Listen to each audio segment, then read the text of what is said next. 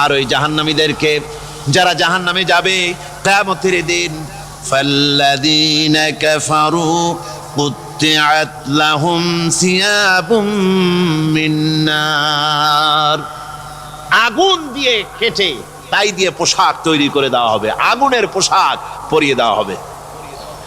আগুনের পোশাক গায়ে পরিয়ে দেওয়ার পরে কুল্লামা নাদিজাত জুলুদুহুম বাদদালনাহুম জুলুদান গায়রাহা, একবার চামড়া পুড়ে যাবে, জাহান্নামের আগুনে চামড়া পুড়ে গলে যাবে, আবার আল্লাহ রাব্বুল আলামিন নতুন করে চামড়া পরিয়ে দিবেন যাতে করে শাস্তির তীব্রতা অনুভব করতে পারে। জোরে কোন নাউজুবিল্লাহ। আমার ভাইরা, জাহান্নামীরা ক্ষুধার যন্ত্রণায়, তৃষ্ণার যন্ত্রণায় আকাশের দিকে তাকায় থাকবে, উপরের দিকে তাকায় থাকবে, বলবে আরে যদি একটু বৃষ্টি হতো, মেঘ হতো। হঠাৎ করে দেখবে যে উপরে কালো মেঘ হয়ে গেছে, মনে করবে যে এবার বুঝি বৃষ্টি হবে, পানি পান করব। মেঘ তারা দেখতে পেল, মেঘের ভিতর থেকে অল্পক্ষণের ভিতরে গরম পানি পড়বে, এমন গরম পুজ, এমন গরম রক্ত পড়বে যেগুলি পান করলে পরে সঙ্গে সঙ্গে পেটের নাড়ি ভুঁড়ি আর কলিজা পিছনের দরজা দিয়ে সব বেরিয়ে যাবে। নাউজুবিল্লাহি মিন যালিক। আয় আল্লাহ, এই কঠিন অবস্থা থেকে তুমি আমাদেরকে হেফাজত করো। জোরে বলেন আমিন। সবাই বলেন আমিন। আমার ভাইয়েরা, তামসার ব্যাপার নয়। ও যুবক ভাইয়েরা, শিক্ষিত ভাইয়েরা, তামসা করার ব্যাপার না। দুনিয়ায় খেল তামাশা ফুর্তি করার জায়গা না। जगह जी लगाने के लिए ये दुनिया नहीं है, ये इबरत की जा है तमाशा नहीं है। দুনিয়া উপদেশ গ্রহণ করার জায়গা, খেল তামাশা করার জায়গা না। এই পৃথিবীতে আল্লাহ রাব্বুল আলামিন বলেন, নাফরমানি করলে পরে জাহান্নামে যাবেই, জাহান্নামে যেতে হবে। ওই জাহান্নামীদের কি খেতে দেওয়া হবে? আল্লাহ পাক বলছেন, শোনো, খেতে দেব কি? তুসকা মিন আইনিন আনিয়া, ফুটন্ত গরম পানি তাদেরকে পান করতে দেওয়া হবে। লাইসা লাহুম তুআমুন ইল্লা মিন দরি, কাঁটা যুক্ত ঘাস তাদেরকে খেতে দেওয়া হবে। লা ইউসমিনু ওয়ালা ইউগনি মিন জু, এই খাবারে তাদের শরীর পরিপুষ্ট হবে না, আর ক্ষুধাও নিবৃত্ত হবে না। আমার বন্ধুগণ, এমন কঠিন জাহান্নামের অবস্থা থেকে মাপ পাওয়ার জন্য ইমানের জোশ আসতে হবে, ইমানদার হতে হবে, আর নাফরমানিকে ছেড়ে দিতে হবে। জাহান্নামে যখন মানুষদেরকে নিয়ে যাওয়া হবে, জাহান্নামীদেরকে, ইযা উলকু ফিহা সামিউ লাহা শাহীকান ওয়া হিয়া তাফুর, যখনই খোদাদ্রোহীদেরকে জাহান্নামের দিকে নিয়ে যাওয়া হবে, আজ তো খুব মাতবাড়ি, কত ভক্ত আছে, তারপরে কত শক্তি, কত কিছু, কিন্তু আল্লাহর দরবারে যখন হাজির হবে, কোনো শক্তি তখন কাজে লাগবে না, কোনো শক্তি কাজে লাগবে না। জাহান্নামে যখন তাদেরকে নিয়ে যাওয়া হবে, জাহান্নাম তখন গোসায় ফেটে পড়তে থাকবে, জাহান্নামের ভিতর থেকে গর্জন আসতে থাকবে, তাকাদু তামাইয়াজু মিনাল গায়জ, জাহান্নাম যেন গোসায় ফেটে পড়তে চাইবে। কুল্লামা উলকিয়া ফিহা ফাওজুন সাআলাহুম খাজানাতুহা আলাম ইয়াতিকুম নাযীর, জাহান্নামের পরিচালক বলবে, ও আল্লাহর বান্দা, কেন আজ জাহান্নামে আসলি, কেন দোজখে আসলি? আলাম ইয়াতিকুম নাযীর, তোর কাছে কি কোনো ভীতি প্রদর্শক কেউ যায় নাই? কোন নবীর কথা কি শোনো নাই? কোরআনের কথা কি শোনো নাই? হাদিসের কথা কি শোনো নাই? জাহান্নামে কেন এলি? এত বড় খারাপ জায়গা কেন আসলি? শোনো নাই কি? কোনো ভয় দেখানো কেউ কি সব সতর্কবাণী শোনায় নাই? বেঈমানেরা বলবে, ক্বালু বালা ক্বাদ জাআনা নাযীর, হ্যাঁ, আমাদের কাছে এসেছিল, আমাদের কাছে ভীতি প্রদর্শনকারী এসেছিল। ফাকাযযাবনা ওয়া কুলনা মা নাযালাল্লাহু মিন শাই, এসেছিল কিন্তু আমরা বলেছি বেটা মিথ্যে কথা বলে। জোরে কর নাউজুবিল্লাহ। বেটা মিথ্যে কথা বলে। কিসের বেহেশত কিসের দোজখ? খালি খালি দোজখের একটা ভয় দেখাইয়া দুনিয়ার এই টাটকা সুখগুলি নষ্ট করতে চায় এরা। পয়গম্বরদেরকে এরকম বলেছে, আর আলেমদেরকেও যখন কোরআন হাদিস থেকে বলা হয় তখন বলে এরা জানি দোজখের কথা কইতে, দোজখ কিসের আর বেহেশত সে তো এক অসভ্য উদ্যান। জোরে কর নাউজুবিল্লাহ। এমনি করে তারা তামসা করে। ওরা বলবে আমরা এসেছিল ভীতি প্রদর্শনকারী, আমরা মিথ্যে মনে করেছি, বলেছি ওটা মিথ্যে কথা, আর বলেছি আল্লাহ এই ধরনের কিছু নাজিল করেন নাই। জাহান্নামীরা বলবে ওয়াকালু লাউ কুন্না নাসমাউ আও নাকিলু মা কুন্না ফি আসহাবিস সাঈর। আরে লাউ কুন্না নাসমাউ, তার মানে হলো যদি আমরা শুনতাম অর্থাৎ মানতাম, যদি নবীর কথা মানতাম, কোরআনের কথা যদি মানতাম, আর যদি ভালো করে বুঝতাম, মা কুন্না ফি আসহাবিস সাঈর, তাহলে আজকে এই জাহান্নামের কঠিন শাস্তি আমাদের লাভ পেতে হতো না, জাহান্নাম থেকে বেঁচে যেতে পারতাম। কি সর্বনাশ করলাম বুঝি নাই, যা কিছু শুনেছি মানুষের কথা মতো শয়তানের ওয়াসওয়াসায় পড়ে তো ভুলই করলাম। সেদিন যতই আফসোস করা হোক না কেন, এই আফসোস কোনো কাজে লাগবে না। কুল আযালিকা খায়রুন আম জান্নাতুল খুলদিল্লাতী উইদাল মুত্তাকুন কানাত লাহুম জাযাআন ওয়া মাসীরা। আল্লাহ বলছেন এই সব কথা বলার পরে, জাহান্নামের সব শাস্তির কথা শুনাইয়া আল্লাহ বলছেন বলেন কুল আযালিকা খায়রুন, এই পরিণতি কি ভালো যে জাহান্নামের পরিণতির কথা বলা হলো? তোমরা যে সমস্ত অবাধ্যতা করতেছো, ঈমান আনতেছো না, নবীকে গালাগালি করছো, ইসলাম মানতেছো না, নাফরমানি করছো, এর পরিণতি যা হবে আযালিকা খায়রুন, এই পরিণতি কি ভালো?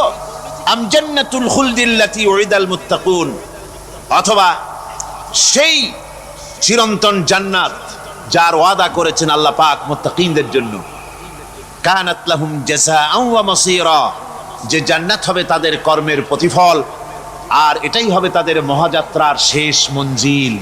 সেই জান্নাত, যে জান্নাত আল্লাহ রেখেছেন মুমিনদের জন্য। কাদের জন্য জান্নাত? মুমিনদের জন্য। সেটা এমন জান্নাত হবে লাহুম ফিহা মা ইয়াশাউনা খালিদিন, যা চাইবে মনের আশা আকাঙ্ক্ষা অনুযায়ী সব পাবে বেহেশতের মধ্যে। খালিদিন, চিরকাল সেখানে থাকবে। কানা আলা রাব্বিকা ওয়াদাম মাসউলা, এটা হচ্ছে তোমার রবের অবশ্য পূরণীয় ওয়াদা। জোরে বলেন সুবহানাল্লাহ। এটা তোমার আল্লাহর ওয়াদা এবং অবশ্যই তিনি তা পূরণ করবেন। তোমরা জান্নাতে থাকবে, সেখানে যা চাইবে তাই পাবে। একজন বলছিল জান্নাতে যাইয়া যা চাইবো তাই যদি পাই তাহলে তো খুব ভালো কথা। কয় যে হুজুর আমার তো হোক্কা খাওয়ার দারুণ অভ্যাস, তা বেহেশতের মধ্যে হোক্কা পাবো? বুজুর্গ ব্যক্তি বলছেন আল্লাহর বান্দা, বেহেশতে যাইয়া যদি তুমি হোক্কা খাইতে চাও তো আল্লাহ তোমার হোক্কা দিবেন, কিন্তু আল্লাহর কসম করে বলতে পারি বেহেশতে যাইয়া এমন পচা জিনিস খাওয়ার তোমার ইচ্ছে জাগবে না। এত ভালো জিনিস তুইয়া এই পচা জিনিস খাওয়ার ইচ্ছা তোমার জাগবে না মনের ভিতরে। বেহেশত আল্লাহ রাব্বুল আলামিন মুমিনদের জন্য রেখেছেন। আমার ভাইয়েরা, সে বেহেশতের বর্ণনা কোরআনে কারীমের মধ্যে আল্লাহ দিয়েছেন। একদিকে জাহান্নাম, কোরআনের বর্ণনা কত সুন্দর। জাহান্নামের কথা শুনতে শুনতে লোকেরা আল্লাহর ভয়তে হতাশ হয়ে যেতে পারে, আল্লাহর ভয়তে। সেই জন্য যত জায়গায় জাহান্নামের বর্ণনা আছে, সাথে সাথে আবার আশার সঞ্চার করার জন্য আল্লাহ জান্নাতের কথা বলেছেন। কাহার এবং জব্বার নাম আল্লাহ যেখানে ব্যবহার করেছেন, সাথে সাথে আবার গাফুর রহিম নাম ব্যবহার করেছেন, বান্দা যেহেতু হয়রান হয়ে না যায়। আমার ভাইরা, একদিকে জাহান্নামের এই কঠিন শাস্তির কথা, আবার অপর দিকে আল্লাহ বলেন শোনো, এমন জান্নাত আমি রেখেছি, মাসানুল জান্নাতিল্লাতী উইদাল মুত্তাকুন, এমন বেহেশত মুত্তাকিনদের জন্য যার ওয়াদা করা হয়েছে, এমন বেহেশত সেটা ফিহা আনহারুম মিন মাইন গায়রি আসিন, সেখানে এমন সুন্দর স্বচ্ছ পানির ঝর্ণাধারা, সুমিষ্ট পানির ঝর্ণাধারা রাখা হয়েছে। ওয়া আনহারুম মিন লাবানিন লাম ইয়াতাগায়্যার তা'আমুহু, আর সেখানে দুধের ঝর্ণা রাখা হয়েছে যার স্বাদ কখনো নষ্ট হবে না। ওয়ানহারুম মিন খামরিন লাজ্জাতান লিশারিবিন, আর রাখা হয়েছে পানীয়ের ঝর্ণাধারা যা পানকারীদের জন্য অত্যন্ত সুন্দর হবে, খুবই সুস্বাদু হবে। আর রাখা হয়েছে ওয়া আনহারুম মিন আসালিম মুসাফফা, পরিষ্কার পরিচ্ছন্ন সুস্বাদু মধুর ঝর্ণা। জোরে বলেন সুবহানাল্লাহ। ওয়া সাকাহুম রাব্বুহুম শারাবান তাহুরা, জান্নাতের ভিতরে তোমাদেরকে পান করানো হবে শারাবান তাহুরা, পবিত্র পানীয়। তাহের এবং তাহুর দুটি কথা। তাহের বলা হয় সেই জিনিসকে যা নিজে পাক, আর একজনকে পাক করতে পারে না, যেমন মধু, যেমন তেল, যেমন দুধ নিজে পাক, কিন্তু দুধ দিয়ে যদি কেউ গোসল করে, দুধ দিয়ে যদি কেউ উজু করে, ও নিজে পাক, কিন্তু আপনাকেও পাক করতে পারবে না। এটার নাম হচ্ছে তাহের। আর তাহুর বলা হয় সেই জিনিসকে যে নিজেও পাক এবং অন্যকেও পাক করে দিতে পারে, যেমন পানি নিজে পাক, ওটার দ্বারা উজু করলে, গোসল করলে সেও কি হবে? পাক হয়ে যাবে। আল্লাহ তাই বলেন জান্নাতের ভিতরে ওয়াসাকাহুম রাব্বুহুম শারাবান তাহুরা, জান্নাতের ভিতরে শরাবে তাহুর পান করানো হবে। ওই শরাবটা নিজেই পাক, আর যে পান করবে তাকে আরো পরিচ্ছন্ন পবিত্র করে দেবে। জোরে বলেন সুবহানাল্লাহ। সেই শরাব হবে এমন খিতামুহু মিস্ক, যার মুখগুলি সুন্দর করে সুগন্ধি দিয়ে মিস্ক দিয়ে আটকানো রয়েছে। তারপরে কি? ওয়াফি যালিকা ফালিয়াতানাফাসিল মুতানাফিসুন। এবার এই শরাব পান করার জন্য, এই পবিত্র পানীয় পান করার জন্য প্রতিযোগিতা করো। কে তোমরা প্রতিযোগিতা করে তার কাছে যেতে পারো? কিয়ামতের দিন আল্লাহ পাক জান্নাতে এই জিনিস পান করাবেন, আর ওই পাগলেরা কয় মদ খাওয়াবে। জোরে কান নাউজুবিল্লাহ। যার যা অভ্যাস সেটাই সে নিজেও তাই চিন্তা করে।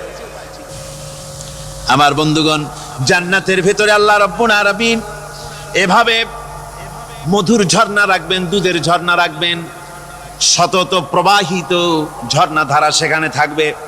মুত্তাকিনা আলাল আরাইকি লা ইয়ারাউনা ফিহা শামসান ওয়ালা জামহারিরা, জান্নাতীরা ঠেস দিয়ে ছায়ার মধ্যে আরাম করে বসে থাকবেন। না তাদেরকে সূর্যের তাপ জ্বালাতন করবে, আর না তাদের সেখানে কোনো কষ্ট হবে। এমনি করে আরাম করে তারা তার ভেতরে থাকবে, আর সেখানে তাদেরকে সুন্দর করে ছায়া সুনিবিড় এক সুন্দর জান্নাতের ভেতরে এক সুন্দরতম পরিবেশের মধ্যে আল্লাহ রাব্বুল আলামিন তাদেরকে সেখানে রাখবেন।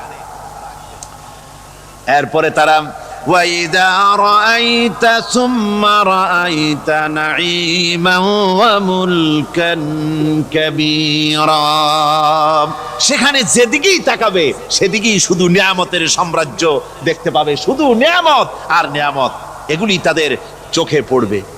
সেখানে না সূর্যের তাপ আর না শীতের প্রকোপ, কোনো কষ্ট নাই, মানুষের শরীর থেকে ঘামও বেরোবে না, সেখানে বার্ধক্য এসে কাউকে পীড়া দিবে না। হুজুর একজন বুড়া লোককে বলছিলেন, মিয়া তুমি তো বেহেশতে যাবে না, তুমি তো বুড়া মানুষ, তুমি তো বেহেশতে যাইতে পারবে না।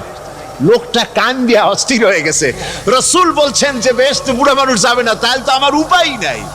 হুজুর বলছেন না, তুমি যখন বেহেশতে যাবে তুমি যুবক হয়ে যাবে। সুবহানাল্লাহ বিহামদিহি। একজন কালো মানুষকে হুজুর বলছেন যে কালো মানুষ বেহেশতে যাবে না, সে তো একদম কান্দিয়া হয়রান। হুজুর বলছেন দেখো, তুমি যখন বেহেশতে যাবে তুমি কালো থাকবে না, তুমি সুন্দর সুশ্রী হয়ে যাবে। সুবহানাল্লাহ বিহামদিহি। আমার ভাইয়েরা, ওই জান্নাতের ভিতরে আল্লাহ রাব্বুল আলামিন অগণিত নিয়ামত মানুষের জন্য রেখেছেন, নিজের বান্দার জন্য রেখে দিয়েছেন। ওয়া হুরুন ঈন, বেহেশতীদের জন্য রয়েছে সুন্দর চক্ষুধারী হুরগণ রয়েছে সেখানে জান্নাতীদের জন্য। কামসালিল লুউলুইল মাকনুন, যেন সে এতই সুন্দর, যেন গোপনে রক্ষিত মুক্তার মতো, মুক্তা সদৃশ। এভাবে সুন্দরী হুরদেরকে আল্লাহ রাব্বুল আলামিন তার বান্দাদেরকে সেখানে রেখেছেন। লা ইয়াসমাউনা ফিহা লাগওয়ান ওয়ালা তাসীমান ইল্লা কিলান সালামান সালামা। কোনো পাপ সেখানে মানুষ দেখবে না, কোনো বাজে কথা সেখানে শুনবে না, শুধু শান্তি আর শান্তি। আল্লাহ রাব্বুল আলামিন মুমিন বান্দাদের বলবেন, উদখুলুল জান্নাতা আনতুম ওয়া আজওয়াজুকুম তুহবারুন। আল্লাহ রাব্বুল আলামিন বলবেন, ও আমার বান্দারা, জান্নাতে প্রবেশ করো, তোমাদের স্ত্রীদেরকে সাথে নিয়ে জান্নাতে চলে যাও। সুবহানাল্লাহ ওয়া বিহামদিহি। তোমার স্ত্রী, তোমাদের স্ত্রীদেরকে নিয়ে, সাথে করে নিয়ে জান্নাতের ভিতরে চলে যাও, সেখানে তোমরা আরামে থাকো। ইউতাফু আলাইহিম বিসহাফিম মিন যাহাবিন ওয়া আকওয়াবিন ওয়া ফিহা মা তাশতাহিল আনফুসু ওয়া তালাজ্জুল আ'য়ুন ওয়া আনতুম ফিহা খালিদুন। তাদের সামনে সেখানে স্বর্ণ নির্মিত থালা এবং সমস্ত পাত্র তাদের সামনে ঘুরতে থাকবে। তারা সেখানে আরামে মন ভোলানো সাজ সজ্জা সরঞ্জামাদি ইত্যাদি দেখে তারা সেখানে অবাক হয়ে যাবে। এত সুন্দর জান্নাতের পরিবেশ দেখে তারা হয়রান হয়ে যাবে। এই জান্নাতীদেরকে আল্লাহ রাব্বুল আলামিন ফেরেশতাদেরকে অর্ডার করবেন, ও আমার ফেরেশতারা, আমার এই বান্দাগুলিকে জান্নাতের দিকে নিয়ে যাও। ওয়াসিকাল্লাযীনা তাকাউ রাব্বাহুম ইলাল জান্নাতি যুমারা। যারা আল্লাহকে ভয় করে জীবন চালায়েছে, আল্লাহকে ভয় করে যারা জীবন সমাজ ব্যক্তি পরিবার রাষ্ট্র পরিচালনা করেছে, আল্লাহ রাব্বুল আলামিন বলবেন, ও আমার ফেরেশতারা, আমার এই বান্দাগুলিকে জান্নাতের দিকে নিয়ে যা। ফেরেশতারা জান্নাতীদেরকে হাকায়া জান্নাতের দিকে নিয়ে যেতে থাকবে। আবার ওদিকে আছে ওয়াসিকাল্লাযীনা কাফারু ইলা জাহান্নামা যুমারা। জাহান্নামীদেরকে হাকায় নিয়ে যাওয়া হবে কোন দিকে? কোন দিকে? জাহান্নামের দিকে। এখন ওয়াসিকা মানে হাকায় নিয়ে যাওয়া। বেহেশতীদেরকেও হাকায় নিয়ে যাবে, আর জান্নাতীদের কি কয় দোজখী যারা, তাদেরকেও হাকায় নেওয়া হবে, আর বেহেশতীদেরকেও হাকায় নেওয়া হবে। এটা কেমন কথা? দুই জায়গায় হাঁকানি খাওয়ান লাগবে। হাঁকানি বোঝেন তো? ধাক্কা।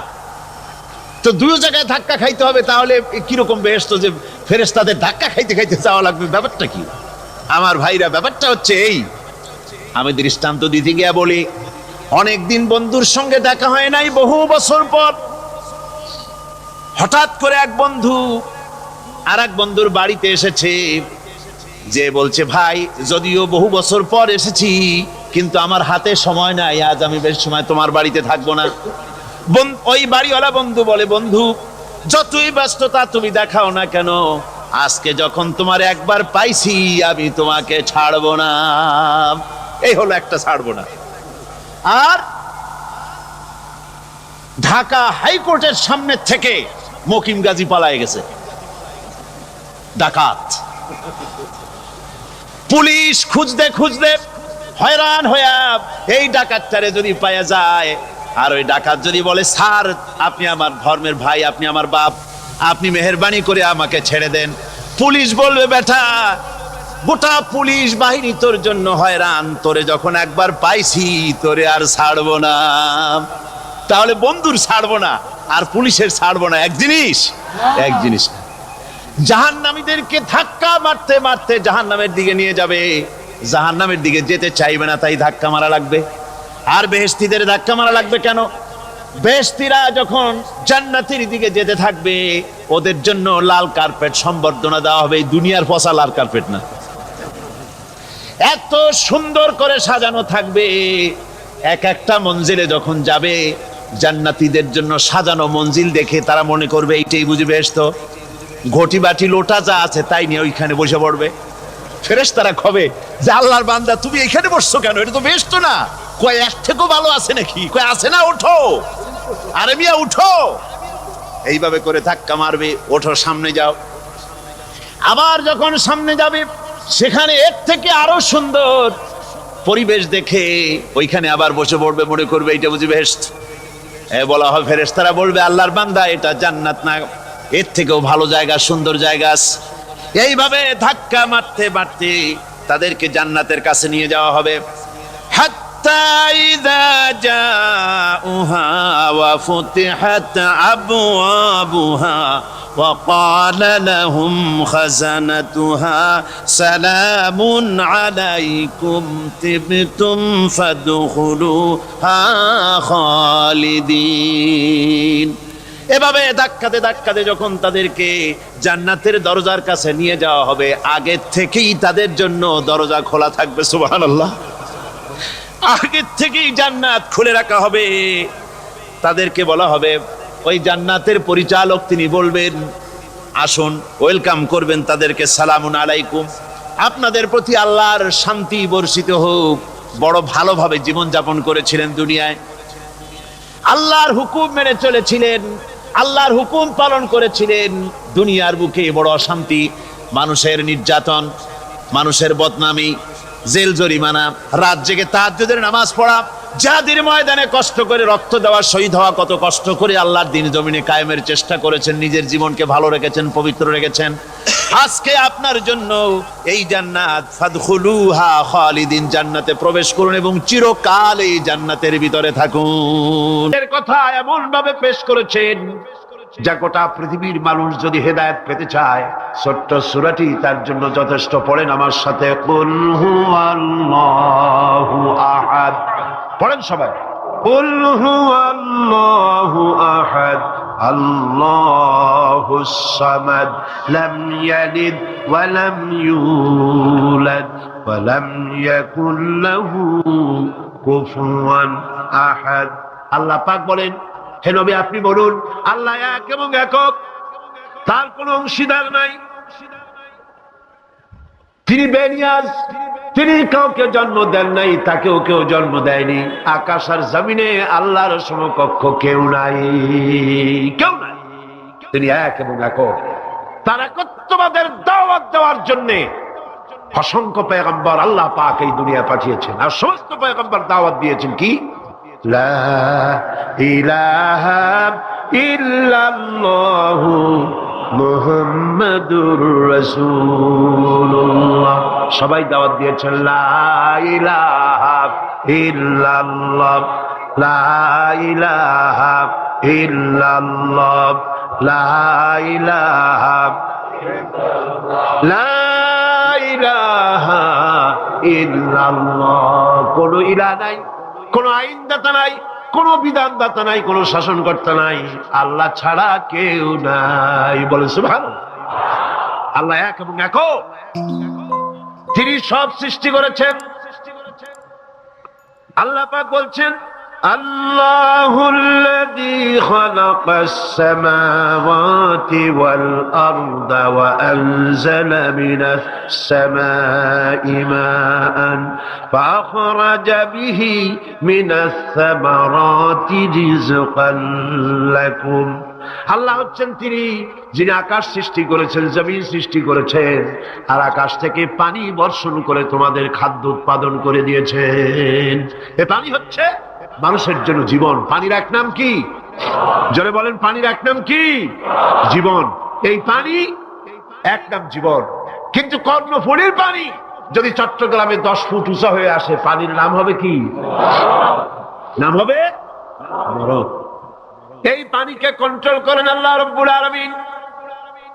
আল্লাহ যদি ইচ্ছে করেন বেশি করে পানি দিয়া পুরা এলাকা ডুবাই দিতে পারেন, আবার ইচ্ছে করলে পানির ভিতরে মানুষ বাঁচাই দিতে পারেন, আগুনের মধ্যে মানুষ বাঁচাইতে পারেন। সমস্ত ক্ষমতা হচ্ছে, কর্তৃত্ব কেবলমাত্র আল্লাহ পাকের। কর্তৃত্ব কার? কর্তৃত্ব কার? আল্লাহ পাকের কর্তৃত্ব। হযরত নূহ আলাইহিস সালামের জামানায় 40 দিনের বন্যা। এই বন্যার পরে জাহাজ যখন নেমে গেল, তখন তিনি মনে মনে ভাবলেন, আমি তো জোড়ায় জোড়ায় করে সমস্ত প্রাণীগুলি আর মানুষগুলি, কিছু কিছু মানুষ যারা ঈমান এনেছিল তাদের জাহাজে উঠাইছে, কিন্তু একটি বুড়ি আমার উপরে ঈমান এনেছিল, আর আমি তার ওয়াদা করেছিলাম সাথে করে নিয়ে যাব, আমি তো তার কথা ভুলে গিয়েছি। অনুশোচনা এলো। জাহাজ থেকে নেমে চতুর্দিকে লক্ষ্য করলেন, মানুষ নাই, জনপদ নাই, সব শেষ হয়ে গেছে। পাহাড় পর্বত কাত হয়ে পড়েছে, বিল্ডিং গুলি শেষ হয়ে গিয়েছে, কোন জনপদে কোনো প্রাণী নাই, প্রাণী বলতে কিছুই নাই। হঠাৎ দূরে দেখলেন একটা কুড়ে ঘরের মতো দেখা যায়। ভাবলেন এত বড় বন্যার ভিতরে কুড়ে ঘর কেমনে থাকলো। আস্তে করে হেঁটে গেলেন কুড়ে ঘরের কাছে। ভেতরে মানুষ আছে বলে মনে হলো। বাইরের থেকে প্রশ্ন করলেন ভিতরে কে? জবাব এলো আমি এই ঘরের মালিক, আমি এক বুড়ি বিধবা এক মহিলা। কোন নেমে গেল? তখন তিনি মনে মনে ভাবলেন আমি তো জোড়ায় জোড়ায় করে সমস্ত প্রাণীগুলি আর মানুষগুলি, কিছু কিছু মানুষ যারা ইমান এনেছিল তাদের জাহাজে উঠাইছে, কিন্তু একটি বুড়ি আমার উপর ইমান এনেছিল আর আমি তার ওয়াদা করেছিলাম সাথে করে নিয়ে যাব, আমি তো তার কথা ভুলে গিয়েছি। অনুশোচনা এলো। জাহাজ থেকে নেমে চতুর্দিকে লক্ষ্য করলেন মানুষ নাই, জনপদ নাই, সব শেষ হয়ে গেছে। পাহাড় পর্বত কাত হয়ে পড়েছে, বিল্ডিং গুলি শেষ হয়ে গিয়েছে। কোন জনপদে কোনো প্রাণী নাই, প্রাণী বলতে কিছুই নাই। হঠাৎ দূরে দেখলেন একটা কুড়ে ঘরের মতো দেখা যায়। ভাবলেন এত বড় বন্যার ভিতরে কুড়ে ঘর কেমনে থাকলো। আস্তে করে হেঁটে গেলেন কুড়ে ঘরের কাছে। ভেতরে মানুষ আছে বলে মনে হলো। বাইরের থেকে প্রশ্ন করলেন ভিতরে কে? জবাব এলো আমি এই ঘরের মালিক, আমি এক বুড়ি বিধবা এক মহিলা, আপনি কে? তিনি বললেন আমি হচ্ছি এই জামানার পয়গম্বর হযরত নূহ আলাইহিস সালাম। বুড়ি বলছেন আমারও ধারণা তাই, আপনি আমাকে ওয়াদা করেছিলেন বন্যা হলে পরে, বন্যার আভার যখন আপনি পাবেন আমাকে আপনি সাথে করে জাহাজে উঠায় নিয়ে দিবেন। আমার মনে হয় বন্যা কবে হবে সেই খবর দেওয়ার জন্য আপনি এসেছেন। হযরত নূহ আলাইহিস সালাম সিজদায় পড়ে কাঁদতে লাগলেন, বললেন রব্বুল আলামিন তোমার কুদরত বোঝার ক্ষমতা আমার নাই। 40 দিন পর্যন্ত পানির ভিতরে মানুষ কেমনে জীবিত রইল? আল্লাহ পাক শোনালেন নূরে বিপদ যখন এলো তুমি তোমার উম্মতকে ভুলে যেতে পেরেছো, ভুলে গিয়েছো, কিন্তু আমি রব্বুল আলামিন রহমানুর রহিম, আমি আমার বান্দিরে ভুলি নাই। পানির স্রষ্টা আল্লাহ, পানির ভিতরে তিনি বাঁচাতে পারেন, আবার তিনি আগুনের ভিতরে বাঁচাতে পারেন, সবকিছু করতে পারেন। সমস্ত ক্ষমতা আল্লাহ পাকের। সমস্ত ক্ষমতা কার? আরো জোরে বলেন কার? আল্লাহ পাক বলেন এভাবে করে আমি আকাশ সৃষ্টি করেছি, জমিন সৃষ্টি করেছি, বৃষ্টি দিয়েছি আর চন্দ্র সূর্য তৈরি করেছি, তারপরে আমি তোমাদেরকে নিয়ামত দিয়ে ভরে দিয়েছি। وَإِن تَعُدُّوا نِعْمَةَ اللَّهِ لَا تُحْصُوهَا। আমার নিয়ামত যদি গণনা করো, গুনে গুনে আমার নিয়ামত শেষ করতে পারবে না। সুবহানাল্লাহ।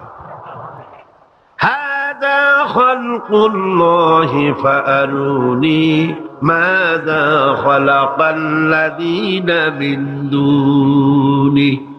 এ হচ্ছে আল্লাহর সৃষ্টি, আর আল্লাহ বাদে অন্যরা কি সৃষ্টি করেছে দেখাও।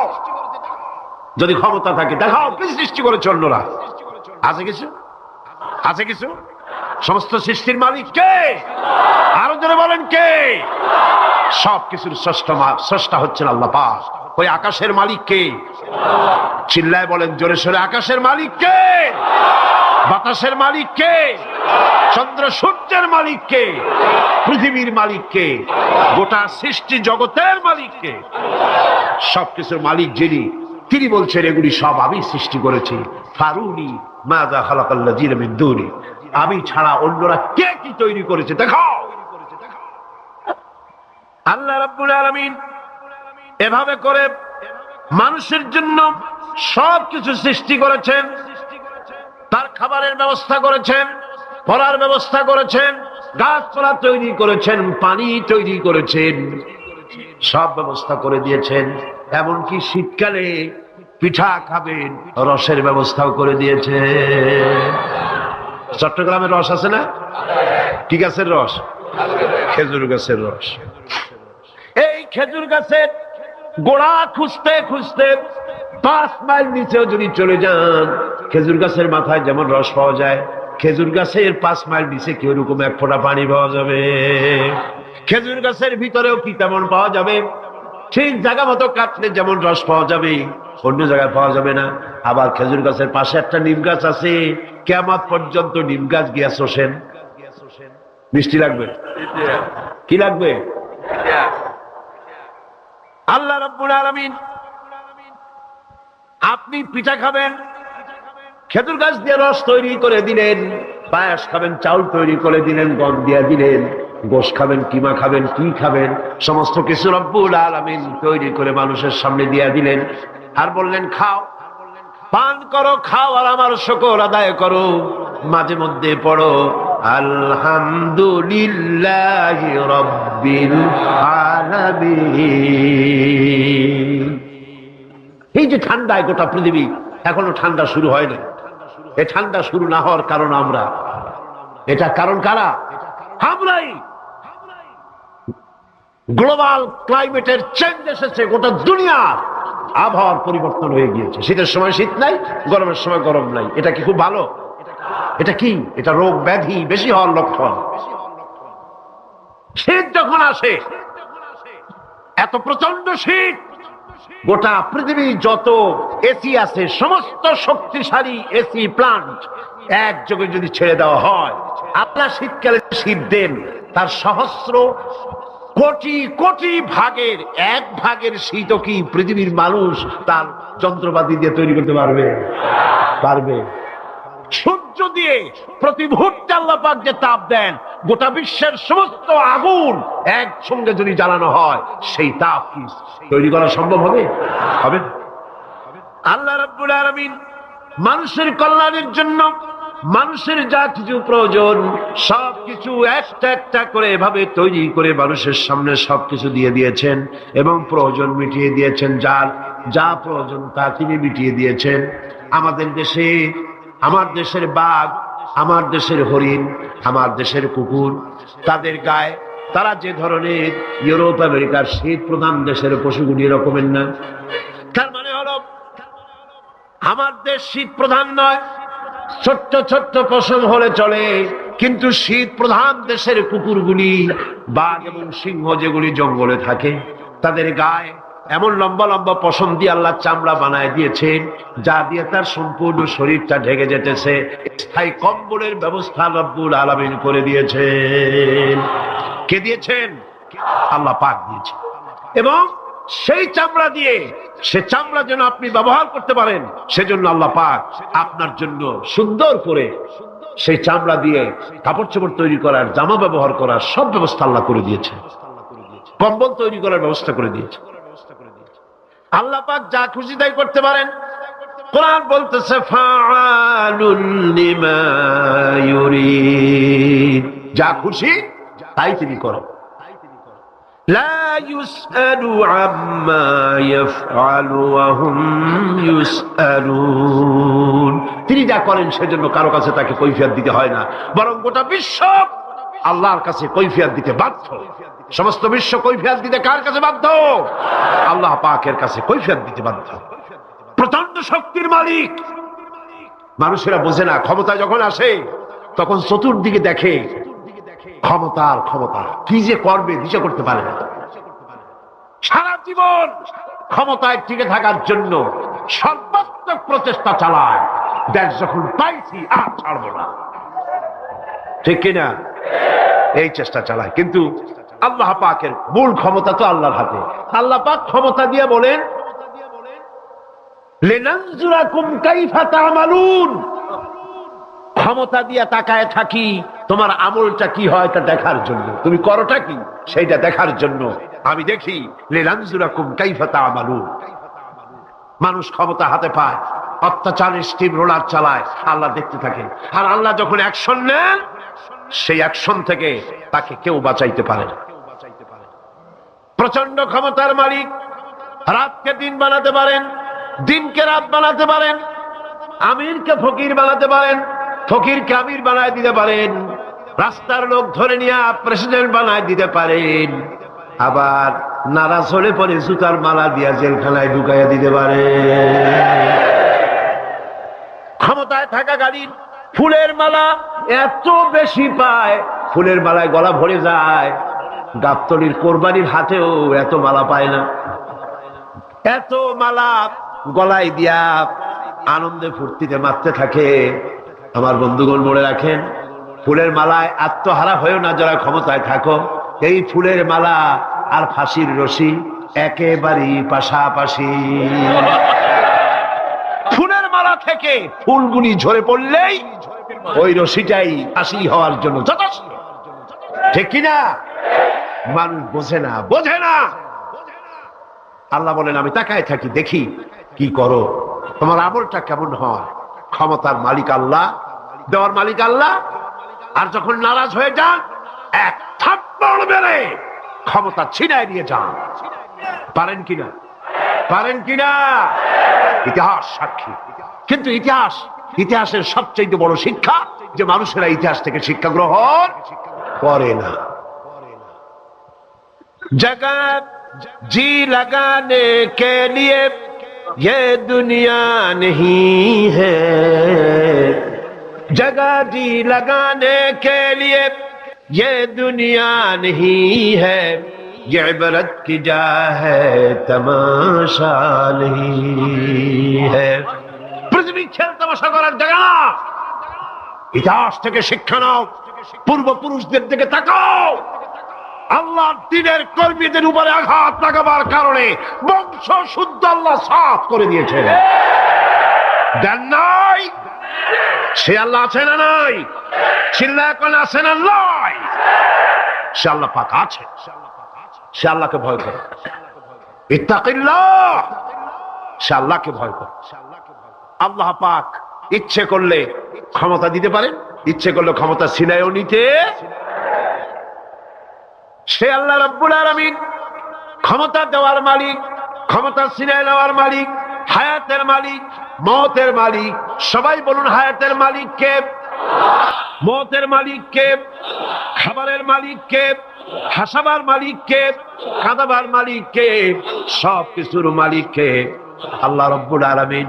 ইন্নাল্লাহা আলা কুল্লি শাইইন কাদির। সব কিছুই উপরে তিনি ক্ষমতাবান, যা খুশি তাই তিনি করেন। এ হচ্ছে আল্লাহর সৃষ্টি। সবকিছু আল্লাহ সৃষ্টি করেছেন। বরং কাফের বেঈমান যারা অস্বীকার করে আল্লাহ রাব্বুল আলামিন, সেই মানুষেরাই বুঝতে পারে না। বরং মানুষ যা কিছু তৈরি করেছে তা সবই আল্লাহর বানানো জিনিস, তার থেকেই করেছে, কথাটা বুঝে আসে না। মানুষ না বুঝেই বিজ্ঞানকে সবকিছুর প্রশংসা বিজ্ঞানের জন্য করে, বিজ্ঞানের জন্যই প্রশংসা অস্থির হয়ে যায়। যেমন ধরুন, রাজশাহী বিশ্ববিদ্যালয়ে আপনার ছেলে পড়ে, 6 মাস টাকা পয়সা পায় না, ধার খরচ করিয়া তার 6টা মাস চালায়। হঠাৎ করে পিয়ন মানি অর্ডার ফর্ম নিয়ে হাজির, 6,000 টাকা পাঠাইছে বাপে। টাকাগুলি নিয়ে সই করে পিয়নের কদমবুসি করে যে, বাবাজি এতদিন পরে টাকা নিয়ে আসছেন, আপনার প্রতি আল্লাহ রহম করুন। এটা বুদ্ধিমান না বেকুব? বুদ্ধিমান না বেকুব? আরে বেটা, পিয়ন কি তোর বাজান? টাকাকে পাঠিয়েছে, বাবা পাঠিয়েছে, প্রশংসা তার কর। বিজ্ঞানীরা প্লেন বানিয়েছে, বিজ্ঞানীরা গাড়ি বানিয়েছে, বিজ্ঞানীরা কম্পিউটার তৈরি করেছে, প্রশংসা করো সেই আল্লাহ যে আল্লাহ রাব্বুল আলামিন বিজ্ঞানীর মাথায় বুদ্ধি দিয়েছে। প্রশংসা কর, আল্লাহ পাকের প্রশংসা করতে হবে। হায়াতে খালকুল্লাহ, যা কিছু আল্লাহ বলছেন এ সব কিছু আল্লাহর সৃষ্টি। মানুষ কিছুই সৃষ্টি করেনি, শুধু আল্লাহর সৃষ্টি দিয়ে জোড়া তালি দিয়ে বানিয়েছে, ঠিক না? আল্লাহর বানানো জিনিস দিয়ে জোড়া তালি দেওয়া হয়েছে। আল্লাহ পাকের সৃষ্টি তো দূরের কথা, আল্লাহকেই মানতে চায় না। কি বলে? Unseen is nothing. শুনছেন কথা? আনসিন ইজ নাথিং, যা দেখা যায় না তা কিছুই না, মানি না। যার রং নাই, রূপ নাই, ধরা যায় না, ছোঁয়া যায় না, অনুভব করা যায় না, তা মানি না। নাউযুবিল্লাহ। এই কথা দিয়ে তারা আল্লাহরে অস্বীকার করতে চায়। অথচ এই ভদ্রলোকেরা মাধ্যাকর্ষণ না দেখি বিশ্বাস করে মাধ্যাকর্ষণ আছে, ঠিক কিনা? এই ভদ্রলোকেরা বিদ্যুতের শক্তি দেখেই, বিদ্যুৎকেও দেখে। আপনারা দেখতেছেন বিদ্যুতের শক্তি দেখে বিদ্যুৎকে বিশ্বাস করে। বাতাসের প্রচন্ডতা দেখে বাতাসকে অনুভব করে, বিশ্বাস করে। অক্সিজেন চোখে দেখে না, ইথারকে চোখে দেখে না, বিশ্বাস করে। কিন্তু এমনই নাস্তিক, এমনই কপাল পোড়া যে আল্লাহরে দেখা যায় না, তাই বিশ্বাস করা যাবে না। এক নাস্তিকের সাথে হযরত ইমাম আবু হানিফা রাহমাতুল্লাহ আলাইহির এক বিতর্ক অনুষ্ঠান হলো। সেই বিতর্ক অনুষ্ঠানে ইমাম আবু হানিফা রাহমাতুল্লাহ আলাইহি পৌঁছতে বেশ দেরি করলেন। নাস্তিক তখন উপস্থিত জনতাকে বলছে, দেখো তোমাদের ইমাম, তোমাদের ইসলামী চিন্তাবিদ যুক্তিতে দুর্বল, সেই জন্য আসতেছে না। বেশ কিছুক্ষণ দেরি করে তিনি উপস্থিত হলেন। নাস্তিক বলল, আগে আপনি বলেন, আপনি ওয়াদা ভঙ্গ করলেন কেন, সময় মতো আসতে পারলেন না কেন? তিনি জবাবে বললেন, দেখো আমি অনেক দূর থেকে এসেছি, এসে দেখি সামনে নদী, এখন পার হবো কেমনে? কোন নৌকার ব্যবস্থা নাই। হঠাৎ দেখলাম কি এক আশ্চর্য কথা, একটা চারা গজায় উঠলো, ফট করে বিরাট গাছ হয়ে গেল। কই থেকে একটা কুড়াল আসলো, গাছটারে কাটিয়ে ভাড়ায় গেল। তারপরে এলো করাত, বানাইলো তক্তা, এরপরে আসলো লোহা, পড়লো হাতুড়ি, হয়ে গেল নৌকা। বাহ কি মজা! এরপর নৌকা নামলো নদীতে, আমি উঠে বসলাম, এই পাড়ি দিয়ে আসলাম, তাই যা একটু দেরি হলো। নাস্তিক কয় যে কি সর্বনাশ, এই লোকের সাথে আমি তর্ক করবার মাথা স্ক্রু শটটা দিলাম, তাহলে আন্দাজ আন্দাজ একটা গাছ হয়ে গেল ফট করিয়া। তারপরে কুড়াল আসলো, তক্তা হইলো, বিনা মিস্ত্রিতে নৌকা হইলো, এটা কেমনে সম্ভব? ইমাম সাহেব বলেন, আমার বিতর্ক শেষ। বিনা মিস্ত্রিতে যদি, তোমার যুক্তি মতে বিনা মিস্ত্রিতে যদি একটা নৌকা না হতে পারে, এই বিশ্ব তৈরি হলো কি করে বিনা মিস্ত্রিতে? ওই বিশাল আকাশ হলো কিভাবে? এই বিরাট চন্দ্র সূর্য হলো কিভাবে? কি করে তোমার ওই বডি তৈরি হলো? নাস্তিক চেয়ার থেকে নেমে ইমামের কাদমের উপরে পড়ে গেল, বলে আল্লাহু আকবার, আমি অন্যায় করেছি, আল্লাহ আমারে মাফ করে দাও।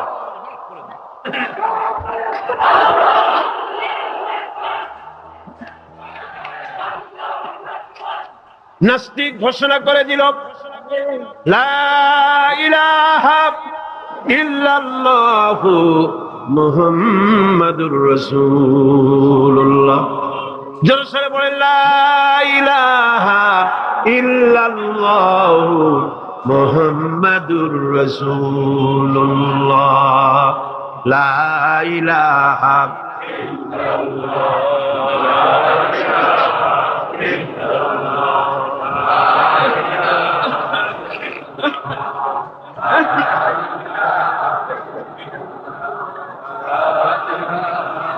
খালকুল্লাহ, এখন আল্লাহর সৃষ্টি। কার সৃষ্টি বলেন সবাই খুশি হয়ে? কার সৃষ্টি? ফারুল মাযা খালাকাল্লাযিনা মিন দুনি, আল্লাহ ছাড়া কে কি বানাইছে দেখো। সব কে বানিয়েছে? খুশি হইয়া মুখ ফুলাইয়া জোরে কোন কে বানিয়েছে? ওই আল্লাহ রাব্বুল আলামিন বলেন, দুনিয়ার সব দিক থেকে চোখ ফিরাইয়া এবার নিজের দিকে তাকাও।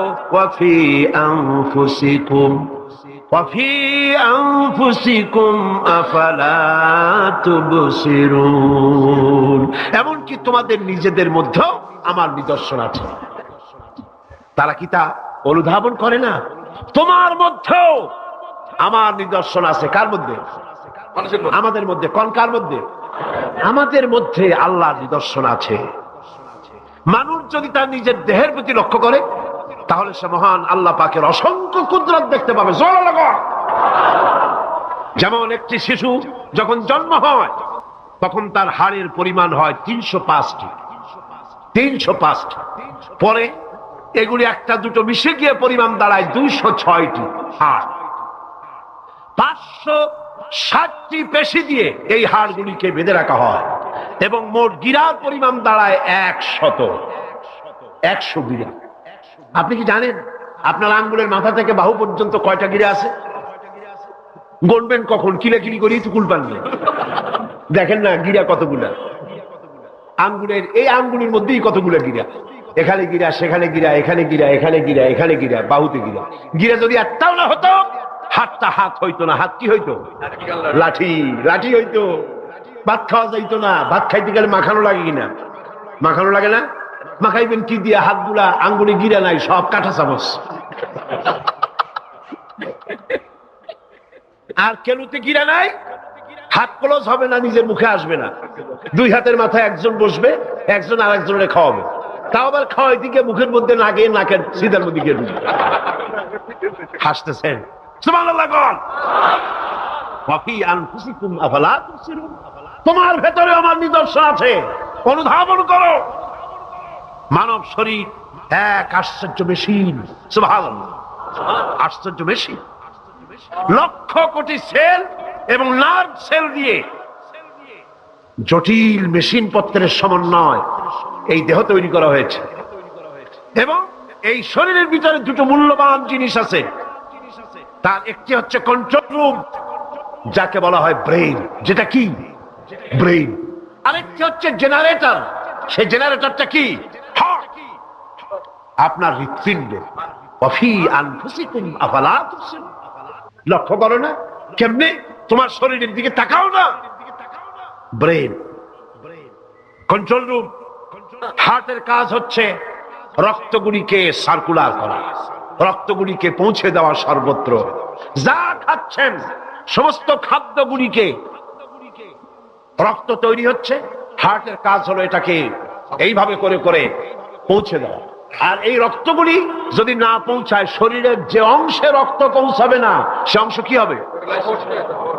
প্যারালাইজড হবে, অবশ হবে। মাশাআল্লাহ, আপনারা সব ডাক্তার বুঝতে পারতেছেন, কথা বুঝে ফেলতেছেন, আলহামদুলিল্লাহ। রক্ত পৌঁছাবে না, প্যারালাইজড হয়ে যাবে। এই জন্য আল্লাহ কি করেছেন? পায়ের বুড়ো আঙ্গুল থেকে শুরু করে মস্তিষ্কের মাথা পর্যন্ত অসংখ্য নার্ভ, শিরা উপশিরা দিয়ে ভরে দিয়েছেন। কত শিরা, কত উপশিরা। চিকিৎসা বিজ্ঞানীরা বলেছেন মানুষের দেহের ভিতরে যত শিরা এবং উপশিরা আছে সবগুলি যদি বের করে একটার সাথে আর একটা গিরা দেওয়া হয়, তাহলে তা এত লম্বা হবে যা দিয়া গোটা পৃথিবী 3 বার ঘোরা যাবে। এই শিরা উপশিরা গুলি যদি ছিঁড়ে ছিঁড়ে শরীর থেকে বের করে করে পাশাপাশি যদি সাজানো হয়, তাহলে 3 একর জমিন লাগবে সাজায়া রাখতে। এত শিরা উপশিরা দিয়ে এই পৃথিবী, এই শরীরটাকে আল্লাহ পাক সাজিয়ে দিয়েছেন, গুছিয়ে দিয়েছেন। অসংখ্য শিরা উপশিরা। হার্টের কাজ হলো রক্ত আসতেছে পাঁচ করে করে, এভাবে করে করে রক্ত পৌঁছায় দিচ্ছে হার্ট থেকে, তার মাথা থেকে শুরু করে পা পর্যন্ত। হার্ট প্রতি মিনিটে 10 পাউন্ড রক্ত সঞ্চালন করছে। ব্যায়ামের সময় এর পরিমাণ গিয়ে দাঁড়ায় 30 পাউন্ড। এবং এক সময় যদি আপনি আহত হন, অনেকগুলি রক্ত যদি বেরিয়ে যায়, অন্তত 2.5 পাউন্ডের মতো রক্ত আপনার শরীরের মধ্যে সব সময় রিজার্ভ থাকে। কে রাখে? কে রাখে? কে রাখে? এবার আপনার হার্ট যদি দুর্বল হয়, হার্ট অ্যাটাক হয় না? চিটাগাঙ্গে নাও হইতে পারে, নাকি হয়? হার্ট যদি অ্যাটাক হয়, হার্ট অ্যাটাক হয় কেন? হার্টের যেই জিনিস ভেতর দিয়ে রক্তগুলি প্রবাহিত হয়, আর্টারি, এই আর্টারিগুলি যদি অতিরিক্ত চর্বির কারণে, অনেকে তো খায় জম্মের খাওয়া, ডাইনি বাই তাকায় না, সুবহানাল্লাহ, 4 আঙ্গুল কপাল বাদ দিয়ে সব পেট। খাওয়ার সময় বিসমিল্লাহ কয় না, শেষও আলহামদুলিল্লাহ কয় না, খায় আর কয় যা মজা হইছে।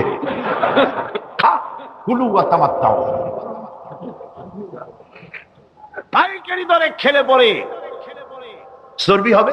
এই চর্বিগুলো গিয়ে হার্টের যে আর্টারিগুলি আছে, রগ আছে, এই রগগুলির ভিতরে চর্বি জমে যায়। চর্বি জমার কারণে রক্ত পাস করতে পারে না, হার্ট অ্যাটাক করে।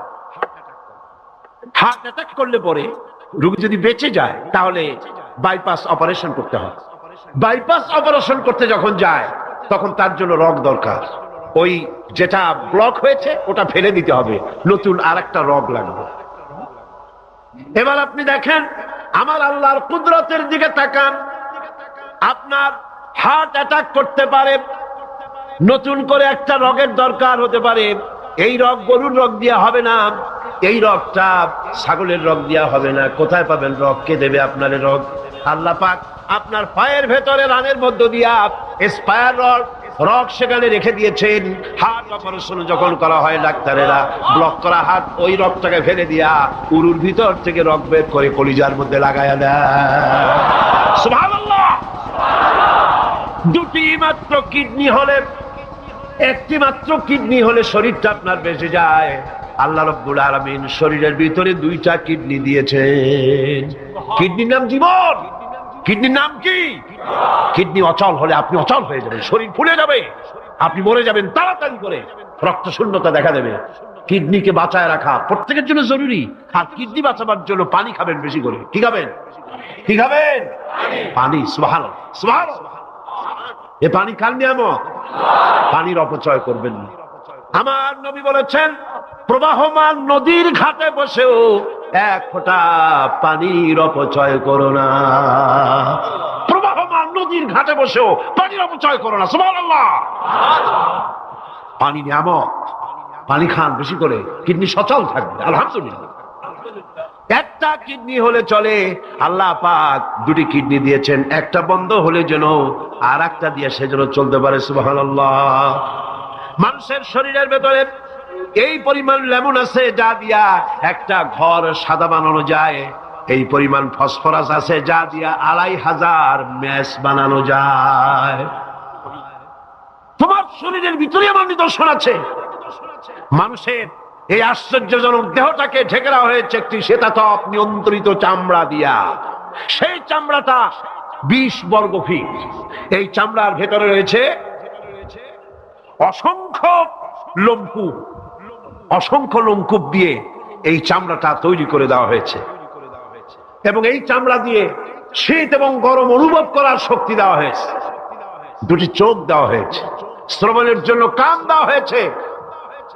কে তিনি যিনি আমরা চোখ দিয়া নেগেটিভ দেখি? চোখ দিয়া কি দেখি? চোখ দিয়া দৃশ্যের নেগেটিভটা দেখি, ওই দেখার সাথে সাথে ব্রেনের ভিতরে গিয়া কোন শক্তি পজিটিভ বানায়া আমারে দেখায়। তার নাম কি? আমার কানের ভিতরে অসংখ্য শব্দ চতুর্দিক থেকে আসে, শব্দগুলিকে বিন্যস্ত করে একটা একটা করে শুনবার জন্য আমার কে কানের ভিতরে কে ব্যবস্থা করে দিয়েছেন? তার নাম কি? একটা মাত্র জিহ্বা, একটি মাত্র জিহ্বা মুখের মধ্যে আল্লাহ দান করেছেন। এই জিহ্বার ভিতরে কত স্বাদ আল্লাহ রাব্বুল আলামিন দান করে দিলেন। এই জিহ্বায় রসগোল্লার স্বাদ একরকম, জিলাপির স্বাদ আর একরকম, চানাচুরের স্বাদ একরকম, পুঁটি মাছের স্বাদ একরকম, লোট্টা ফিশের স্বাদ আর একরকম, ঠিক কিনা? শুটকি মাছের স্বাদ আর একরকম, কাবাবের স্বাদ আর একরকম, আপেলের স্বাদ একরকম, বড়ের স্বাদ একরকম। একটা জিহ্বা দিয়া হাজারো স্বাদ নেওয়ার তৌফিক দিলেন আল্লাহ। সেই খাবার সময় বিসমিল্লাহ বলে না, পরেও আলহামদুলিল্লাহ কয় না। এত নিয়ামত দিয়ে আল্লাহ পাক এই সজীব শরীরকে সাজিয়েছেন, শরীরটাকে সুন্দর করেছেন, সুগঠিত করেছেন। আল্লাহ পাক বলেন, তোমার শরীরের ভিতরে রয়েছে আমার দৃষ্টান্ত, এগুলি দেখো। তোমার ব্রেইন, মানুষের মাথায় যে মাথার ভিতরে যে ব্রেইন দেওয়া হয়েছে, এর ভিতরে রয়েছে অসংখ্য সেল, যার মধ্যে বুদ্ধি, প্রজ্ঞা, সুখ, দুঃখ, মেমোরি। এই পৃথিবীতে মানুষের মাথায় যে ব্রেন দেওয়া হয়েছে, এটা সর্বোচ্চ ওজন হচ্ছে ৩ পাউন্ড। ৩ পাউন্ড ওজনের এই বস্তুটিকে রাখা হয় মাথার খুঁড়ির মধ্যে, মাথার মাঝখানে। এই ব্রেন দেহের কোটি কোটি সেনা প্রহরীকে পাহারার কাজে লাগায়। এই ব্রেন বুদ্ধি করে, বুদ্ধি দিয়ে লাগায়। কম্পিউটারের যে মেমোরি শক্তি আছে, পৃথিবীর মানুষের মাথায় আল্লাহ পাক যে মেমোরি দিয়েছেন, যে স্মৃতি শক্তি দিয়েছেন, সারা পৃথিবীর সমস্ত ডাটা, সমস্ত ইনফরমেশন সবগুলি মানুষ যদি তার মেমোরিতে নিয়ে নেয়, তারপরেও আল্লাহ পাক মেমোরিতে এত জায়গা করেছেন যে তার ১,০০,০০০ ভাগের ১ ভাগও ভরবে না।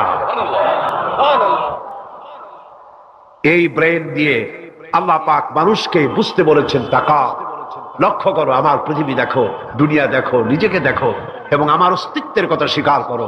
আমি তোমাকে সৃষ্টি করেছি। আল্লাহ পাক বলেন, হাদা খালকুল্লাহি ফারুনি মাযা খালাকাল্লাযীনা মিন দুনিহি বালিয যালিমুনা ফি যালালিম মুবিন। এ হচ্ছে আল্লাহর সৃষ্টি। এখন দেখাও তো অন্যরা কি সৃষ্টি করেছে, অন্যরা কি সৃষ্টি করেছে? আছে কিছু? অন্যরা আল্লাহর জিনিস দিয়া, তারা আল্লাহর জিনিস দিয়ে জোড়াতালি দিয়ে তৈরি করেছে, কিন্তু সমস্ত সৃষ্টির মূল হচ্ছে আল্লাহ পাক। আজকে আমাদের সন্তানদেরকে যদি কোরআন থেকে আজকে যে কথাগুলি বললাম, এই কথাগুলি যদি কলেজে বিশ্ববিদ্যালয়ে পড়ানো হতো, আমার ছেলে কি নাস্তিক হতে পারত? বলেন, আমার এই ছেলে কলেজে বিশ্ববিদ্যালয়ে যেসব ছেলেপেলেরা পড়ে, এগুলি কি বোম্বাই থেকে আসছে না মঙ্গল গ্রহ থেকে নাজিল হয়েছে? আমাদের ছেলেপেলে কিনা? এই ছেলে যখন প্রাইমারি স্কুলে পড়তো, তখন রমজান মাসে সেহরি করতে না উঠাইলে সকালবেলায় মা বাপের উপরে অভিমান করে, রাত করে, কান্দাকাটি করে না খাইয়া সারাদিন রোজা রেখেছে। ঠিক না? বলেন আমার কথাটা ঠিক কিনা? এই ছেলেটি প্রাইমারি ছেড়ে হাই স্কুলে যখন গিয়েছে, তখনও সে নামাজ পড়তো, আলেম ওলামা দেখলে ভক্তি করতো, শ্রদ্ধা করতো। যেই না কলেজে ঢুকলো, নামাজ গেল, রোজা গেল, চরিত্র গেল। এরপরে আলেম ওলামা পীর বুজুর্গ দেখলি বলতে থাকে, এরাই দেশটারে খাইছে। দেশ খাইলো কেমন? আলেম ওলামারা তারা কি দেশে কখনো ক্ষমতায় গেছে? বলেন গেছে? আলেম ওলামারা তো জীবনে ক্ষমতাই যায় নাই, তারা দেশ খাইলো কি করে? যারা ক্ষমতায় থাকে ওরা খায় না, যারা ক্ষমতায় যায় না ওরা খায় জম্মের খাওয়া। আশ্চর্য কথা, এরাই দেশটারে খাইছে। নামাজ নাই, রোজা নাই, তারপরে বলা শুরু করে আল্লাহ নাই। এরপরে ডুফুর্তি নো চিন্তা, জেনা, ব্যভিচার, মদ, জুয়া ইত্যাদিতে লিপ্ত হয়ে গেল। আমার সোনার টুকরা ছেলে যেই না গেল বিশ্ববিদ্যালয়, কয়লার টুকরায় পরিণত হয়ে গেল। ঠিক কিনা? এটা কে করলো? কে করলো? করেছে এক শ্রেণীর শিক্ষক নামের কলঙ্ক, যারা শান্তিনিকেতনের গোলাম, যারা মার্কস এবং লেনিনের গোলাম, মাও সেতুংয়ের গোলাম। এই গোলামেরা দুনিয়ার মানুষকে, আমার সন্তানগুলিকে ধ্বংস করে দিল। আর যদি আমি আলোচনার শুরুতেই বলেছিলাম, যদি কোরআন এবং সুন্নাহ যদি পড়ানো হতো কলেজ বিশ্ববিদ্যালয়ে, তাহলে আমার এই সন্তানগুলি চোর হতো না, ডাকাত হতো না, জেনাকার হতো না, বদমাশ হতো না, খাঁটি মুসলমান হয়ে বেরিয়ে আসতো, যা দেখলে আমাদের চক্ষু ঠান্ডা হয়ে যেত। জোরে বলেন সুবহানাল্লাহ। সেই ধরনের এই কোরআন ভিত্তিক শিক্ষা ব্যবস্থা বাংলাদেশে চালু হোক, তা কি আপনারা চান? জোরে বলেন চান? যারা যারা চান দু হাত উঁচু করে দেখান।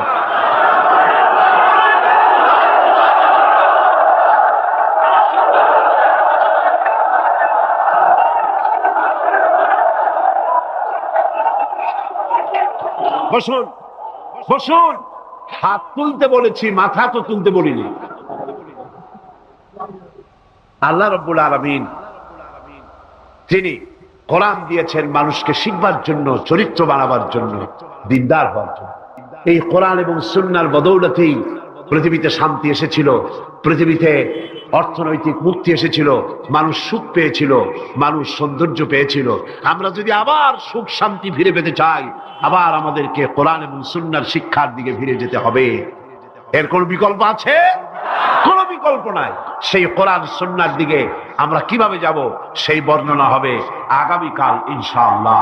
তাওহীদের পথে, শিরক থেকে বেঁচে আল্লাহর পথে আগাবার জন্য আমরা তৈরি হয়ে যাই।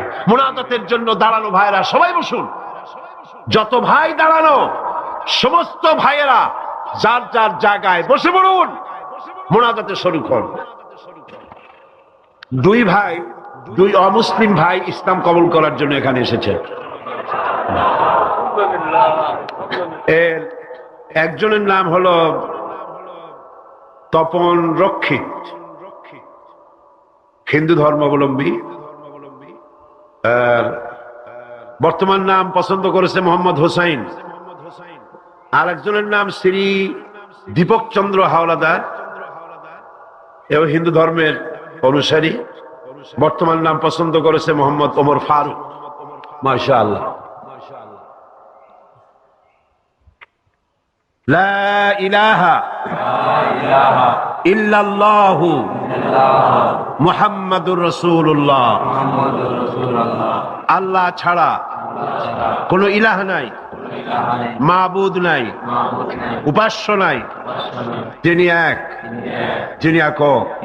মুহাম্মদ সাল্লাল্লাহু আলাইহি ওয়াসাল্লাম আল্লাহ প্রেরিত রাসূল। জোরে বলো, আশহাদু আল্লা ইলাহা ইল্লাল্লাহু ওয়াহদাহু লা শারীকা লাহু ওয়া আশহাদু আন্না মুহাম্মাদান আবদুহু ওয়া রাসূলুহু। আমি সাক্ষ্য দিচ্ছি আল্লাহ ছাড়া কোনো ইলাহ নাই, মাবুদ নাই, উপাস্য নাই। তিনি এক, তিনি একক, তার কোনো অংশীদার নাই। আমি আরো সাক্ষ্য দিচ্ছি মুহাম্মদ সাল্লাল্লাহু আলাইহি ওয়াসাল্লাম আল্লাহর প্রেরিত রাসূল এবং তার বান্দা। সকলকে বলো আসসালামু আলাইকুম। এই দুই তরুণ যুবক একটু আগে মুশরিক ছিল, এখন তারা আমাদের তাওহীদি ভাই। এবং আজকের মাহফিলে ছোট্ট ছোট্ট বাচ্চারা যেভাবে মাসুম, এই দুজনও সেইভাবে নিষ্পাপ, বেগুনাহ, মাসুম ঘোষণা করেছেন রাসূল করিম সাল্লাল্লাহু আলাইহি ওয়াসাল্লাম। অর্থাৎ অমুসলিম যখন ইসলাম কবুল করে, মুখে উচ্চারণ করে, মনে প্রাণে বিশ্বাস করে কালেমায়ে তাইয়্যিবা এবং কালেমায়ে শাহাদাত উচ্চারণ করে, জিন্দেগীর সমস্ত গুনাহ থেকে আল্লাহ পাক মাফ করে দেন। সুতরাং আমি তাদেরকে বুকের সাথে আলিঙ্গন করে সম্মানিত করছি।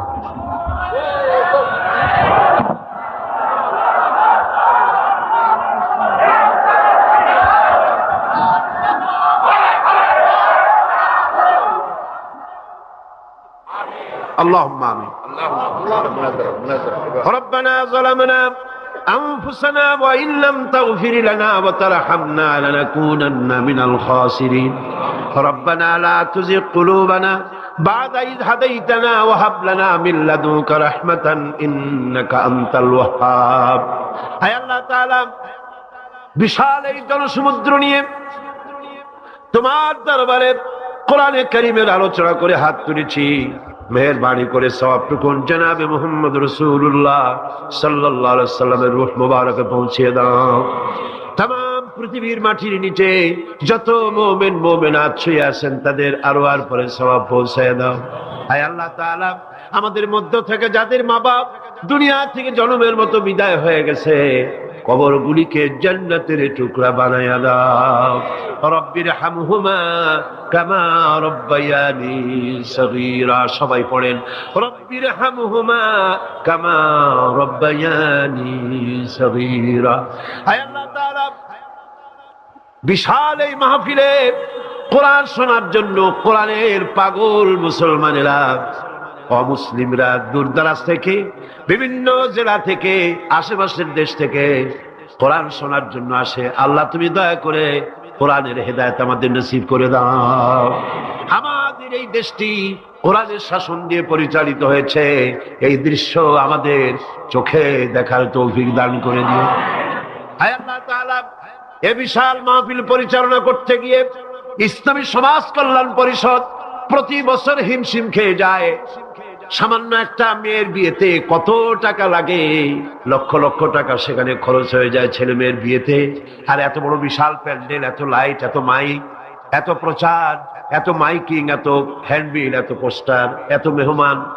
আয় আল্লাহ তাআলা, এত ভলেন্টিয়ার, কত বেশি খরচ হতেছে। আল্লাহ তোমার বান্দাদেরকে বোঝার তৌফিক দিয়ে দাও।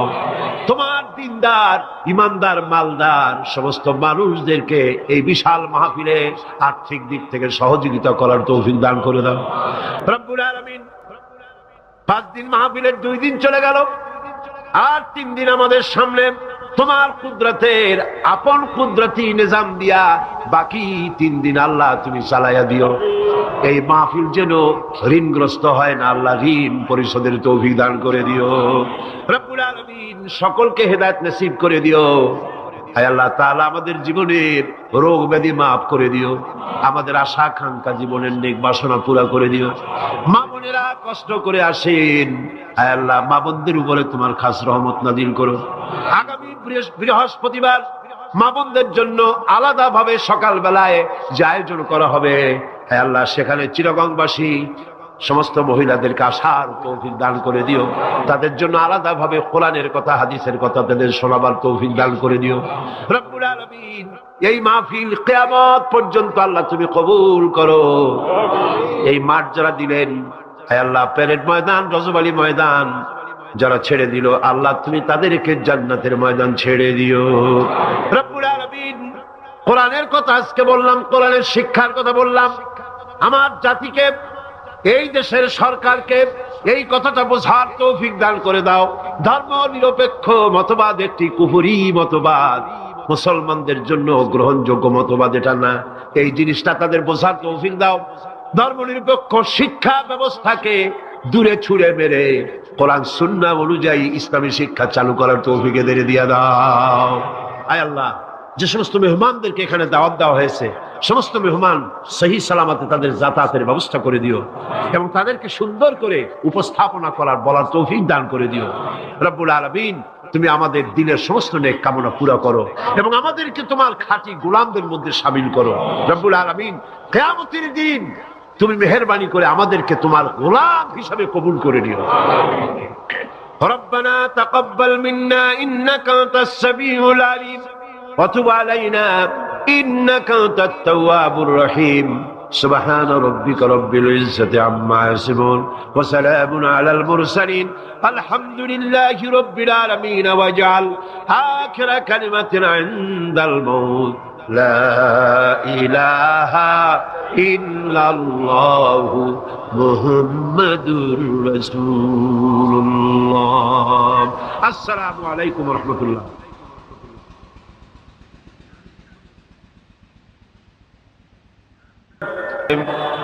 اللهم آمين ربنا ظلمنا أنفسنا وإن لم تغفر لنا وترحمنا لنكونن من الخاسرين أي الله تعالى 5 দিন ব্যাপী তাফসীরুল কোরআন মাহফিল ইসলামী সমাজ কল্যাণ পরিষদ চট্টগ্রাম কর্তৃক আয়োজিত এই প্যারেড ময়দানে আজকের এই দ্বিতীয় দিবসে বিশাল মাটির নিচে যত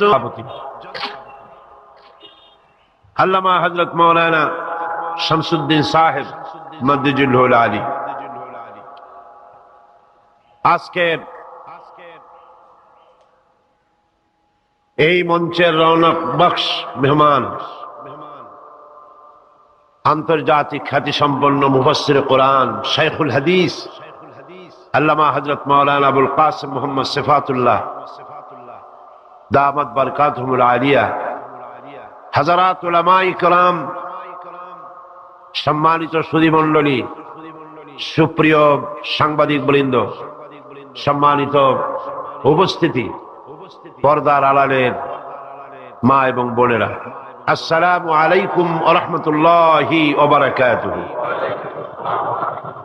মহান আল্লাহ রব্বুল ইজ্জত ওয়াল জালাল, তার দরবারে লাখো কোটি শুকরিয়া আদায় করি যে মহান আল্লাহ পাক একটানা 20 বছর পর্যন্ত ইসলামী সমাজ কল্যাণ পরিষদ কর্তৃক আয়োজিত তাফসীরুল কোরআন মাহফিলের আজকের এই দ্বিতীয় দিবসে দয়া পরবশে মেহেরবানি করে আমাদেরকে শরীক হওয়ার তৌফিক ইনায়েত করেছেন।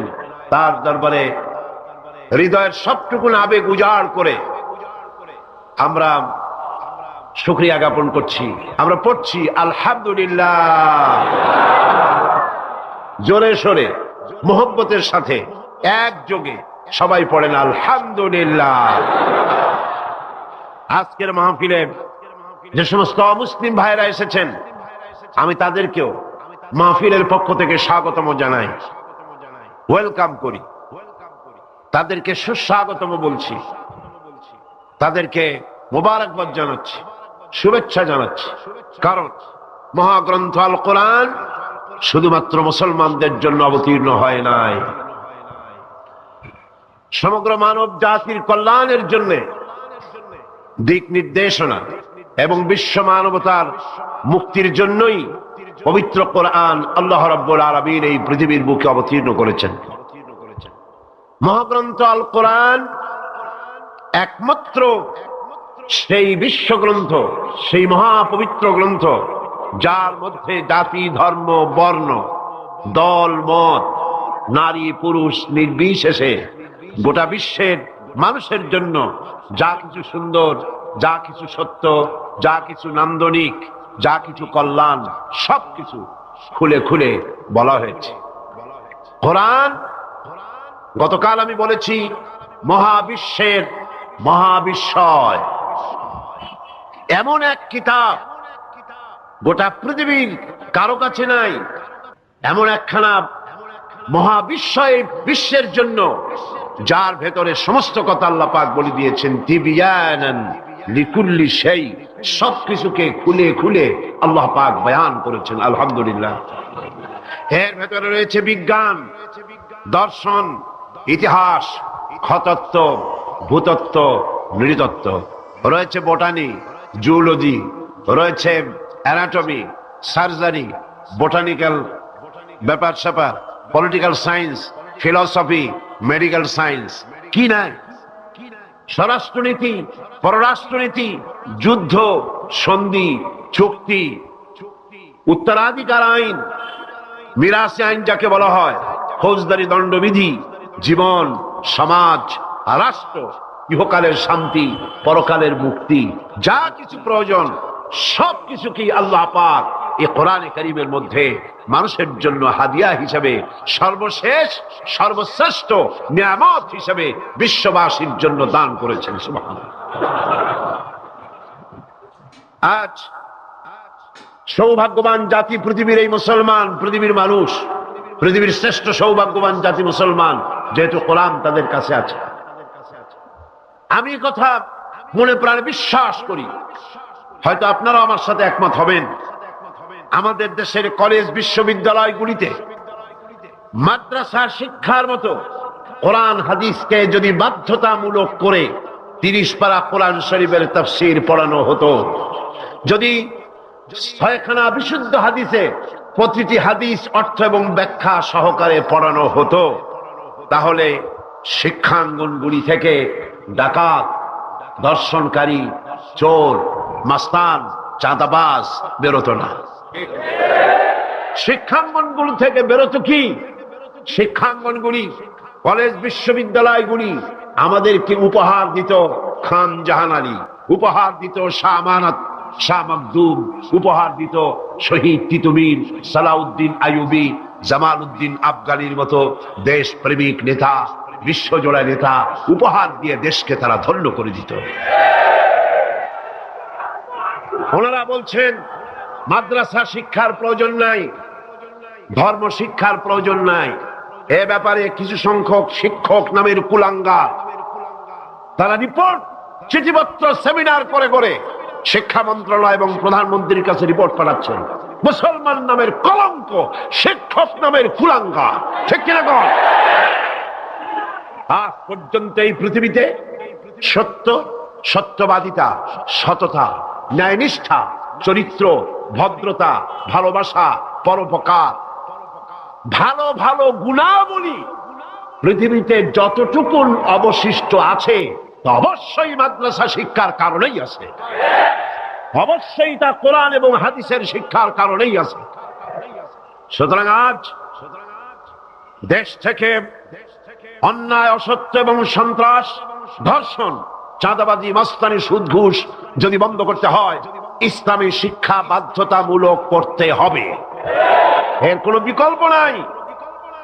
ইসলামী শিক্ষার বিরুদ্ধে যারা উঠে পড়ে লেগেছেন, তাদের জানতে হবে আপনারা এই দেশের জনগণের রিভিনিউ দিয়া, এই দেশের 12 কোটি মুসলমানের রক্তার্জিত পয়সা দিয়ে আপনার বউর পরনের শাড়ি পেঁচানো হয়েছে। এদেশের 12 কোটি মুসলমানের রক্তার্জিত পয়সা দিয়ে আপনার গাড়ির চাকা ঘোরে। আপনার বাড়িতে এসি, টিভি, আপনার বাড়িতে সুখ, সৌন্দর্য যা কিছু আছে, এদেশের মুসলমানদের রক্তের বিনিময়তা আছে। সুতরাং ভারতকে খুশি করার জন্য ইসলামী শিক্ষার বিরুদ্ধে যে ষড়যন্ত্র চালু হয়েছে, সেই ষড়যন্ত্রের বিরুদ্ধে সকল জাতিকে, জাতি, ধর্ম নির্বিশেষে ঐক্যবদ্ধ হয়ে প্রতিবাদ গড়ে তুলতে হবে, প্রতিরোধ গড়ে তুলতে হবে।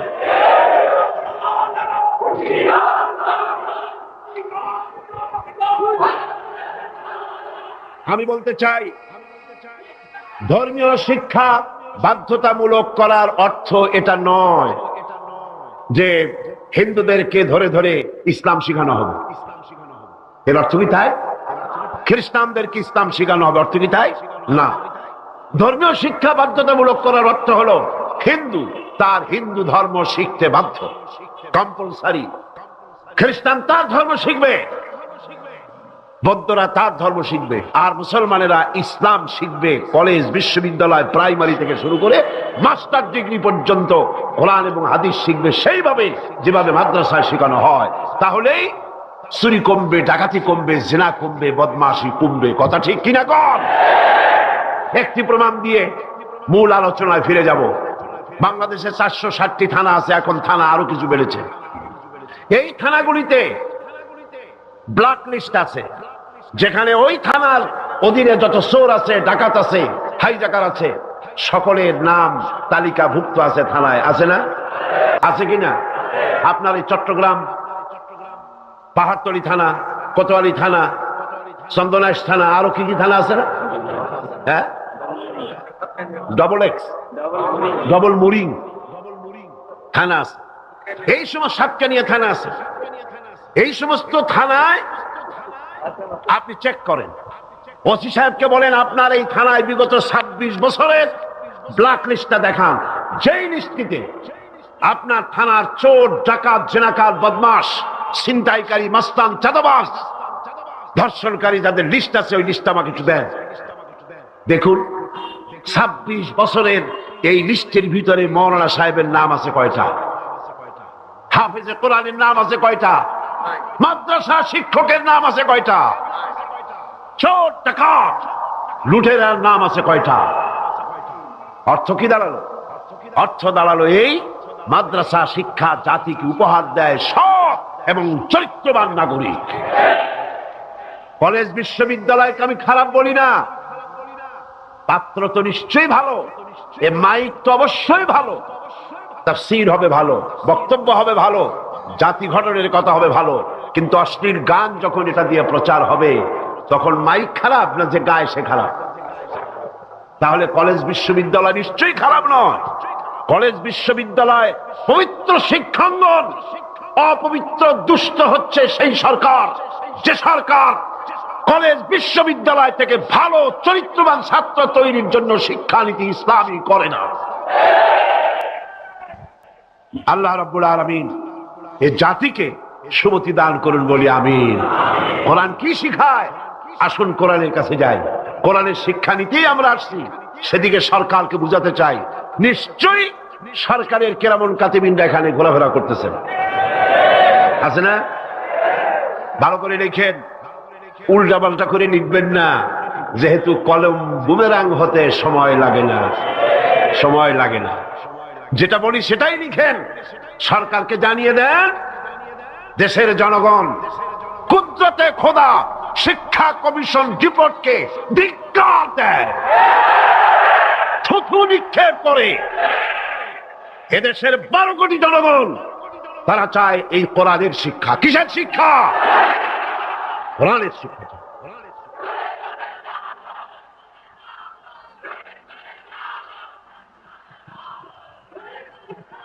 এই কোরআন দিয়েই তো রাসূল করিম সাল্লাল্লাহু আলাইহি সাল্লাম আরবের সেই অভদ্র, অসভ্য, বর্বর কুসংস্কারাচ্ছন্ন একটি সমাজের আমূল পরিবর্তন এনে দিয়েছিলেন, ঠিক না?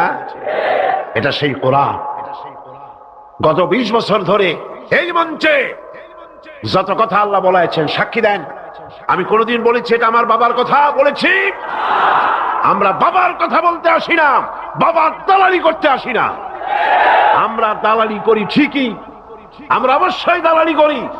সে দালালি পৃথিবীর কোন রাষ্ট্রের নয়, কোন ব্যক্তির নয়। দালালি করি আল্লাহ রাব্বুল আলামিনের, আর করি বিশ্ব নেতা জনাবে মুহাম্মদ রাসূলুল্লাহ সাল্লাল্লাহু আলাইহি ওয়াসাল্লাম। নবীদের কি ছিল? শত্রু ছিল। সে শত্রু কারা ছিল? আল্লাহ পাক বলছেন নবীদের শত্রু ছিল পাপিষ্ঠ আর অপরাধ প্রবণ লোক, এরাই ছিল নবীদের দুশমন। রাসূলগণের অবস্থা যদি এই হয়, তাহলে তার উম্মত, ওই দিনের ধারক বাহক যারা, তাদের বুঝি বিপদ আপদ হবে না নাকি? হবে কিনা? তো ইসলামের বিরোধিতা যারা করে, কোরআনের পরিভাষায় বলা হয়েছে ইসলামের দুশমন, নবীদের দুশমন দুনিয়ার সব পাপিষ্ঠ আর অপরাধ প্রবণ লোকেরাই ইসলামের দুশ্মন হয়, নবীদের দুশ্মন হয়। আজও দেখেন, আজও তাকিয়ে দেখেন, ইসলামী আন্দোলনের বিরোধিতা যারা করে তারা পাপিষ্ঠ চরিত্রের কিনা তাকায় দেখেন, খুঁজে দেখেন সর্বত্র। খুঁজে দেখুন, খুঁজে দেখুন, যারা ইসলামী আন্দোলনের বিরোধিতা করে, যারা ইসলামকে মিটিয়ে দেওয়ার চেষ্টা করতেছে, যারা ইসলামকে মৌলবাদ বলে, ইসলামকে সাম্প্রদায়িক বলে, কোরআনে কারীমের কথা কত স্পষ্ট যে নবীদের দুশ্মন হয়, ইসলামের দুশ্মন হয় মুজরিম লোকেরা, অপরাধ প্রবণ আর পাপিষ্ঠ লোকেরা। আজও আমরা দেখতে পাই এই শ্রেণীর লোকেরা পাপিষ্ঠ এবং সবচাইতে সমাজের নিকৃষ্ট ধরনের চরিত্রহীন লোক। নামাজ নাই। আপনি খুঁজে দেখেন ইসলামী আন্দোলনের বিরোধিতা যারা করছে, যারা নেতৃত্ব দিচ্ছে, নামাজ নাই, রোজা নাই, চরিত্র নাই, হজ নাই, যাকাত নাই, মদ, জুয়া, জেনা, ব্যভিচার ইত্যাদিতে লিপ্ত। চেহারা দেখলে ছেলেপেলেরা 2 গ্লাস পানি খায় ভর ওঠে। কথা ঠিক কিনা কর? এই হলো অবস্থা। মারে কেন? মুমিনদেরকে, পয়গম্বরদেরকে, সাহাবীদেরকে এবং ঈমানদারদেরকে মারে কেন? তার কারণ হচ্ছে আল্লাহ রাব্বুল আলামিন বলেছেন, ওয়া মা নাকামু মিনহুম ইল্লা আন ইউমিনু বিল্লাহিল আজিজিল হামিদ। কাফিররা ঈমানদার লোকদেরকে অন্য কোন অপরাধী নির্যাতন চালায় না, নির্যাতন চালায় শুধু এই কারণে যেহেতু মুমিন লোকেরা পরাক্রমশালী, আল্লাহ রাব্বুল আলামিনের দ্বীনকে কায়েম করতে চায়, তার উপরে ঈমান এনেছে, এই কারণেই তারা মারে। ঠিক কিনা কর? যুগে যুগে নবীদের উপরে, সাহাবীদের উপরে যে অত্যাচার হয়েছে, সে অত্যাচার এই কারণেই হয়েছে, অন্য কোনো কারণে নয়। এই কঠিন বিপদে অবিচলতা এবং ধৈর্যের দৃষ্টান্ত নবীগণ পেশ করেছেন পৃথিবীর বুকে। আমরা দেখেছি ইব্রাহিম আলাইহিস সালামকে আগুনে ফালানো হয়েছে, আছে না কোরআন শরীফে? আমি কিন্তু গল্প করতেছি না, সব কোরআনের কথা। কিসের কথা? ইব্রাহিম আলাইহিস সালামকে আগুনে ফালানো হচ্ছে। অপরাধ কি? অপরাধ হচ্ছে হযরত ইব্রাহিম আলাইহিস সালাম দাওয়াত দিয়েছেন, লা ইলাহা ইল্লাল্লাহ। জোরে পড়েন, লা ইলাহা ইল্লাল্লাহ, লা ইলাহা, লা ইলাহা ইল্লাল্লাহ মুহাম্মাদুর রাসূলুল্লাহ। হযরত ইব্রাহিম আলাইহিস সালাম দ্বীনের দাওয়াত দিয়েছেন, এক আল্লাহর দাওয়াত দিয়েছেন, ঈমানের দাওয়াত দিয়েছেন। আর কোন অপরাধ ছিল না। নমরুদ সহ্য করতে পারল না। কোরআনে কারীমের মধ্যে সব কথাগুলি আল্লাহ পাক এই জন্য বিধৃত করেছেন, এই জন্য কোরআনে কারীমের মধ্যে সব কথা উঠায় দিয়েছেন, যাতে করে মুমিনেরা বিপদ আসলে পরে যেন ঘাবড়ে না যায়। ইব্রাহিম আলাইহিস সালামকে আগুনে ফালানো হচ্ছে। ফেরেশতা বলছে, ইব্রাহিম তোমারে আগুনে ফালায় দাও, হতেছে আমার কাছে সাহায্য চাও, আমার কাছে ক্ষমতা আছে, আগুনগুলো উঠাইয়া নমরুদের বংশ জ্বালায় দেব। হযরত ইব্রাহিম ফেরেশতার কাছে সাহায্য চাইছিলেন নাকি? তিনি বললেন, ফেরেশতা তোমার কাছে সাহায্য কেন চাইব? আমি তো এমন কোন অন্ধ আল্লাহর ইবাদত করি না যেই অন্ধ স্রষ্টা তার গোলামের দুঃখ দুর্দশা না দেখেন। আমি তোমার কাছে সাহায্য চাইব না। হযরত ইব্রাহিম আলাইহিস সালাম পাশ করলেন। কি বলেন, পাশ করছেন না? ঈমানের পরীক্ষায় পাশ। আগুনের মধ্যে হযরত ইব্রাহিমকে যখন ফেলানো হচ্ছে, রব্বুল আলামিন আগুনের প্রতি নোটিশ করে দিলেন, ইয়া নারু কুনি বারদাও ওয়া সালামান আলা ইব্রাহিম। আগুন আমার ইব্রাহিমের জন্য শান্তিদায়ক, ঠান্ডা হয়ে যা। এখন কি আর আগুনের বাপের ক্ষমতা আছে ইব্রাহিমরে পোড়ানো? আর ক্ষমতা নাই। আমার বন্ধুগণ, ইব্রাহিম আগুনের ভিতরে আরামে বসা আছেন, আর ওদিকে নমরুদ বসে বসে দেখতেছে দূর থেকে।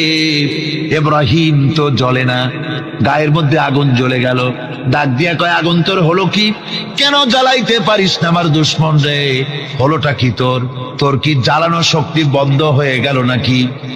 আগুনের ভিতর থেকে জবাব এলো, নমরুদরে, আমার ভিতরে জ্বালানো শক্তি আছে কি নাই যদি প্রমাণ করতে চাও, টেস্ট করতে চাও, তুই নিজে আয়, তোরে শুদ্ধ তামাম দুনিয়া জ্বালাই দিতে পারি, ইব্রাহিমের এক গাছা পশম জ্বালাই দিতে পারি না। তার কারণ হচ্ছে আমি হচ্ছি মাখলুক, আল্লাহ হচ্ছেন খালিক। আল্লাহ আমাকে বলেছেন না জ্বালাতে, তুমি 1000 বার বললেও আমি ইব্রাহিমকে জ্বালাইতে পারবো না। কোরআনে কারিমে ঘটনা বলে মুমিনদেরকে সাহস দেওয়া হচ্ছে, মুমিনেরা দ্বীনের কাজ করতে গিয়ে বিপদ আবাজ আসবে, ইমানের দাবি হলো বিপদ আসবে, আর বিপদ আসলে ঘাবড়ায় যেও না, মুসিবতে পড়ে চিন্তায় পেরেশানে হয়রান হয়ে যেও না। বিশ্বকবি আল্লামা ইকবাল কি সুন্দর করে বলেছেন, আজ ভি হো জু ইব্রাহিম কা ইমা पैदा आग कर सकती है एक अंदाज गुलिस्तां पैदा। ইব্রাহিমের ঈমান যদি আজিও কোথাও হয় বিদ্যমান, করতে পারেন অগ্নিকুণ্ডে খুবসুরত এক গুলিস্তান। আজও যদি আগুনের ভিতরে কোন নমরুদ কোন ইব্রাহিমকে যদি ফেলে দেয়, আল্লাহ রাব্বুল আলামিন আজও আগুনকে ফুলের বাগান বানায়া দিবেন। সুবহানাল্লাহ। ভয় পাওয়ার কারণ নাই, চিন্তা করার কোনো কারণ নাই। আমার বন্ধুগণ, হযরতে হুদ আলাইহিস সালামকে যখন সমাজের লোকেরা, রাষ্ট্রের লোকেরা ঘিরে ফেলে দিল, সমাজ শক্তি, রাষ্ট্র শক্তি যখন তাকে ঘিরে ফেলে দিল, ষড়যন্ত্রের পাহাড় তুলে দিল, তারে মেরে ফেলে দিবে, হযরত হুদ দেশ থেকে তার পালায় গেলেন না, ভয় পেলেন না। হযরতে হুদ আলাইহিস সালাম বললেন, কোরআনে কারিমে হযরত হুদের কথা কোট করা হলো, ফাকিদুনি জামিআন সুম্মা লা তুনজিরুন। সম্মিলিতভাবে ষড়যন্ত্র করো আমার বিরুদ্ধে, সবাই মিলে ষড়যন্ত্র করো, সুম্মা লা তুনজিরুন, আর আমাকে এতটুকু অবকাশ তোমরা দিও না। ইন্নী তাওয়াক্কালতু আলাল্লাহি রাব্বি ওয়া রাব্বিকুম, আমি ভরসা করেছি সেই আল্লাহর উপরে যার কুদরতি হাতের ভেতরে, যিনি আমাদের রব তোমাদেরও রব, আর যার কুদরতি হাতের ভিতরে তামাম পৃথিবীর জানগুলি যার হাতে, সে আল্লাহর উপরে ভরসা করেছি। ষড়যন্ত্র যদ্দূর আছে করতে থাকো, আমি ষড়যন্ত্র পরোয়া করি না। সুবহানাল্লাহ। এটাই হলো মুমিনের কোয়ালিটি।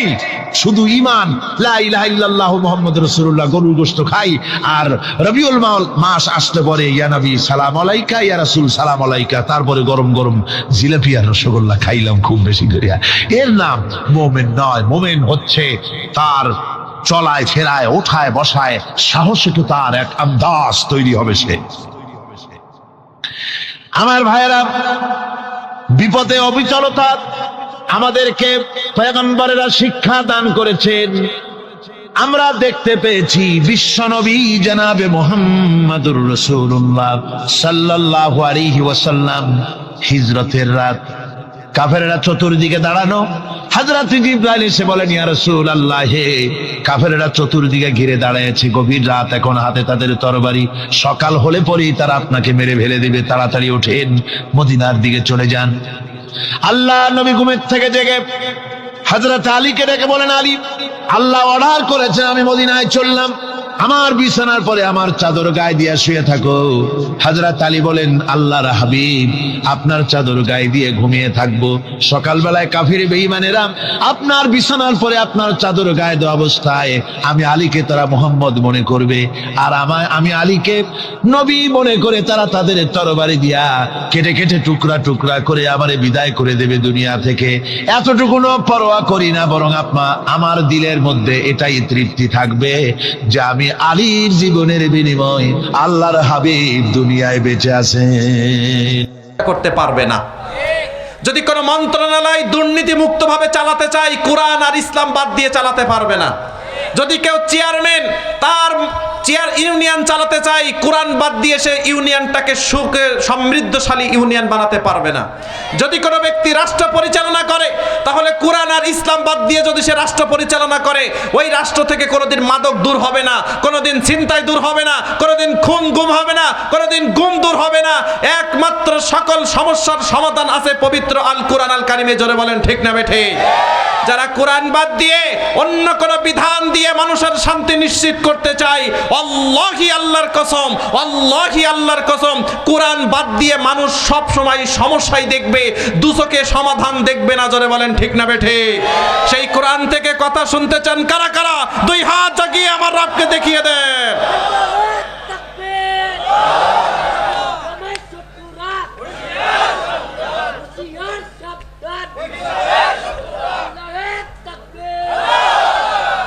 আল্লাহ তুমি কবুল করো। জোরে বলেন আমিন। সম্মানিত সুধী, আজকে আমরা আলোচনা করব পবিত্র কোরআন আল কারীমের 6 নম্বর সূরা। আমার সাথে একটু উত্তর দিয়ে বলবেন ভাইরা, কত নম্বর সূরা? সূরার নাম সূরাতু আল আনআম, সংক্ষেপে আনআম। সূরার নাম কি? আনআম।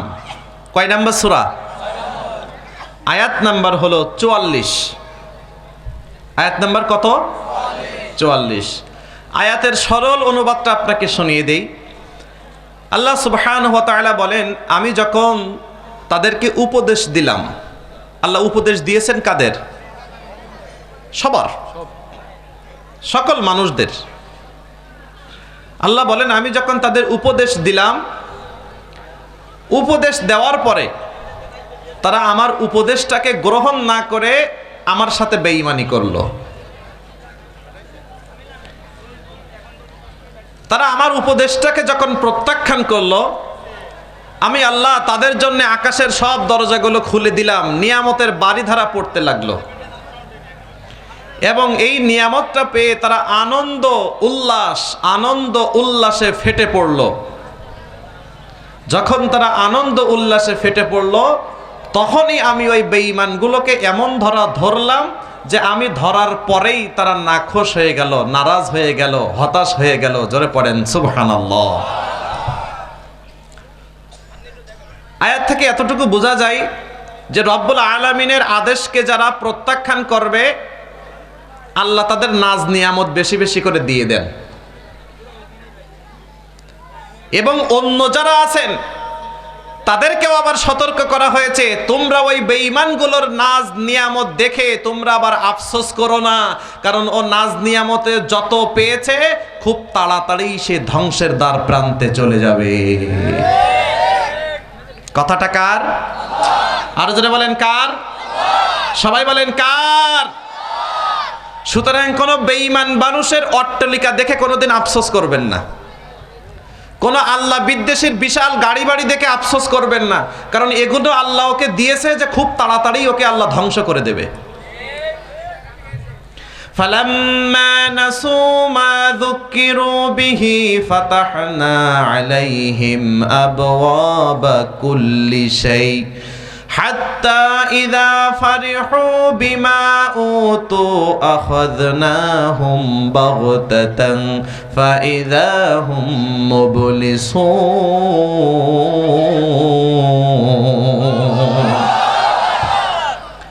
রব্বুল আলামিন বলেন, আমি যখন ওদের উপদেশ দিলাম, আমার উপদেশ পাওয়ার পরে ওরা আমি আল্লাহর থেকে মুখ ঘুরায় নিয়েছে। যখন আমি আল্লাহর থেকে তারা মুখ ঘুরিয়ে নিয়েছে, আবওয়াবা কুল্লি শাই, আমি আল্লাহ ওদের আকাশের দরজা খুলে দিলাম। আগে ছিল মেম্বার, এখন চেয়ারম্যান। আগে ছিল চেয়ারম্যান, এখন এমপি। আগে ছিল এমপি, এখন মন্ত্রী। তাকে আমি আল্লাহ এমন ভাবে দিয়েছি, মেম্বারে ইলেকশন করবে, নমিনেশন কেনার টাকা নাই, আর একজনের কাছ থেকে ধার দেনা করে নমিনেশন পেপার কিনে জমা দিয়েছে, মেম্বার হয়েছে। 2 বছর 4 বছর যেতে না যেতে কোটি কোটি টাকার মালিক হয়ে গেছে। এমন শয়তান আছে না? না দিয়েছেন কে?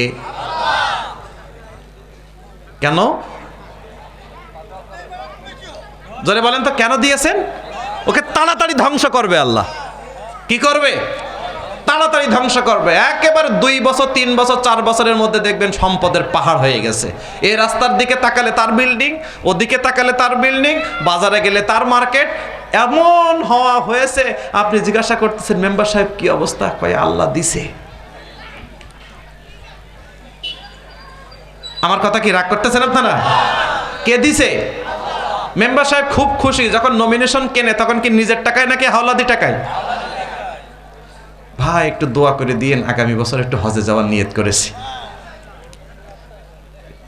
এই মেম্বার সাহেব কি নিজের বাপের টাকায় হজে যাবে? যারে বলেন, আল্লাহ বলেন আবওয়াবা কুল্লি শাই, একটার পরে একটা শুধু পড়েছে ওর উপরে।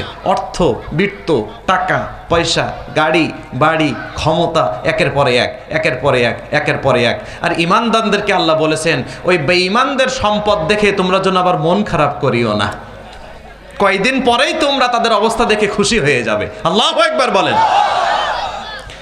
বিশ্বনবী সাল্লাল্লাহু আলাইহি ওয়াসাল্লামের কাছে একজন সাহাবী জিজ্ঞাসা করলেন, ইয়া রাসূলুল্লাহ, ইয়া হাবিবাল্লাহ, এগুলো দুনিয়ার বুকে সুখ শান্তি স্বাচ্ছন্দ্যে যে তারা আছে, অর্থবিত্ত গাড়ি বাড়ি হয়েছে, এগুলো কি আল্লাহর নিয়ামত নয়? বিশ্বনবী বলেন, না না না, এগুলো আল্লাহর নিয়ামত না, ইন্নামা হুয়া ইস্তিদরাজ, আল্লাহ এগুলো ওকে দিয়েছে এ কারণেই যে তাড়াতাড়ি আল্লাহ ওকে ধ্বংস করে দিবে। কারণের সম্পদ কি অল্প ছিল নাকি? হ্যাঁ, জোরে বলেন অল্প? ফিরাউনের ক্ষমতা সম্পদ অল্প, নমরুদের ক্ষমতা সম্পদ অল্প, আবু লাহাবের ক্ষমতা সম্পদ অল্প। আল্লাহি, আল্লাহর কসম, ফিরাউন যত তাড়াতাড়ি তরতর করে উপরে উঠেছে তত তাড়াতাড়ি ধ্বংস হয়েছে।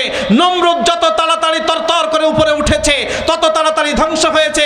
আবু জেহেল যত তাড়াতাড়ি উপরে উঠেছে তত তাড়াতাড়ি ধ্বংস হয়েছে। সুতরাং আল্লাহর সাথে কুফরি আর বেঈমানি আর নাফরমানি করে যারা সম্পদের পাহাড়, ক্ষমতার পাহাড়, অর্থের পাহাড় তরতর করে বেড়েছে, ওটা ধরে নেবেন, এর পতন খুব অনিবার্য হয়ে গেছে। জোরে বলেন ঠিক না বেঠে? কথা কার? সূরা নাম্বার কত? সূরার নাম কি?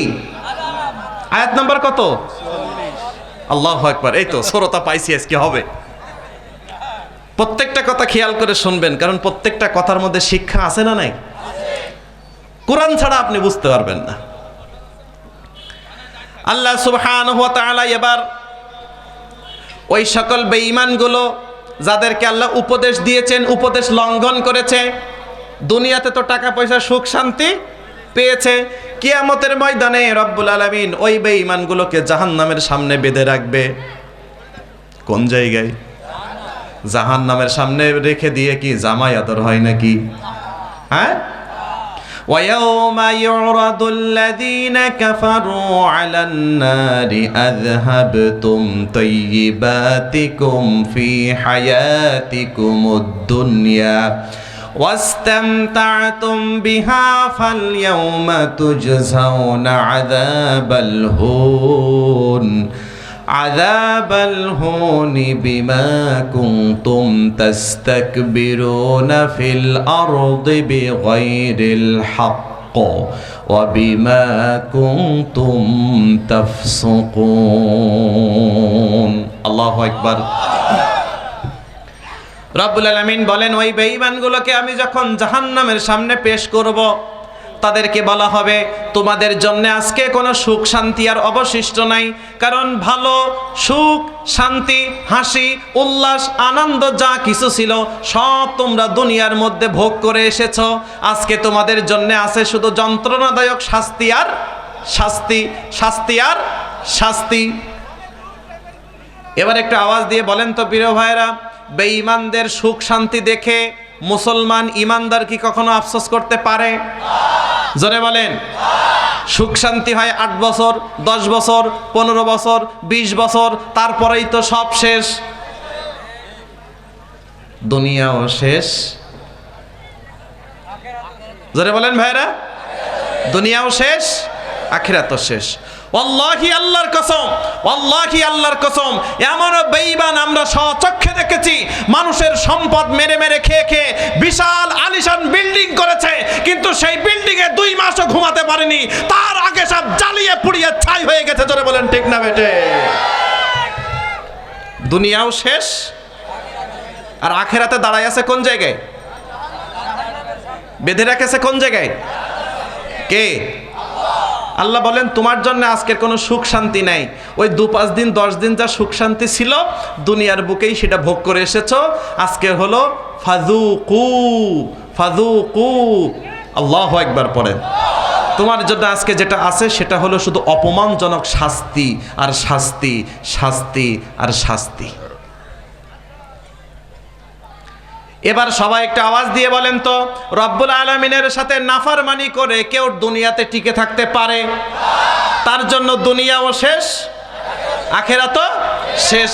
কিন্তু রব্বুল আলামিনের একটা নীতি আছে, যদি কোনো কাফেরও কোনো ভালো কাজ করে রব্বুল আলামিন তার প্রতিদানও তাকে দিয়ে দেন। কোনো বেঈমানও যদি ভালো কাজ করে তার প্রতিদানও দিয়ে দেন। কোনো মুশরিক যদি ভালো কাজ করে তার প্রতিদানও আল্লাহ দিয়ে দেন। তবে ওই বেঈমানের প্রতিদান কিয়ামতের দিন থাকবে না, ওই বেঈমানের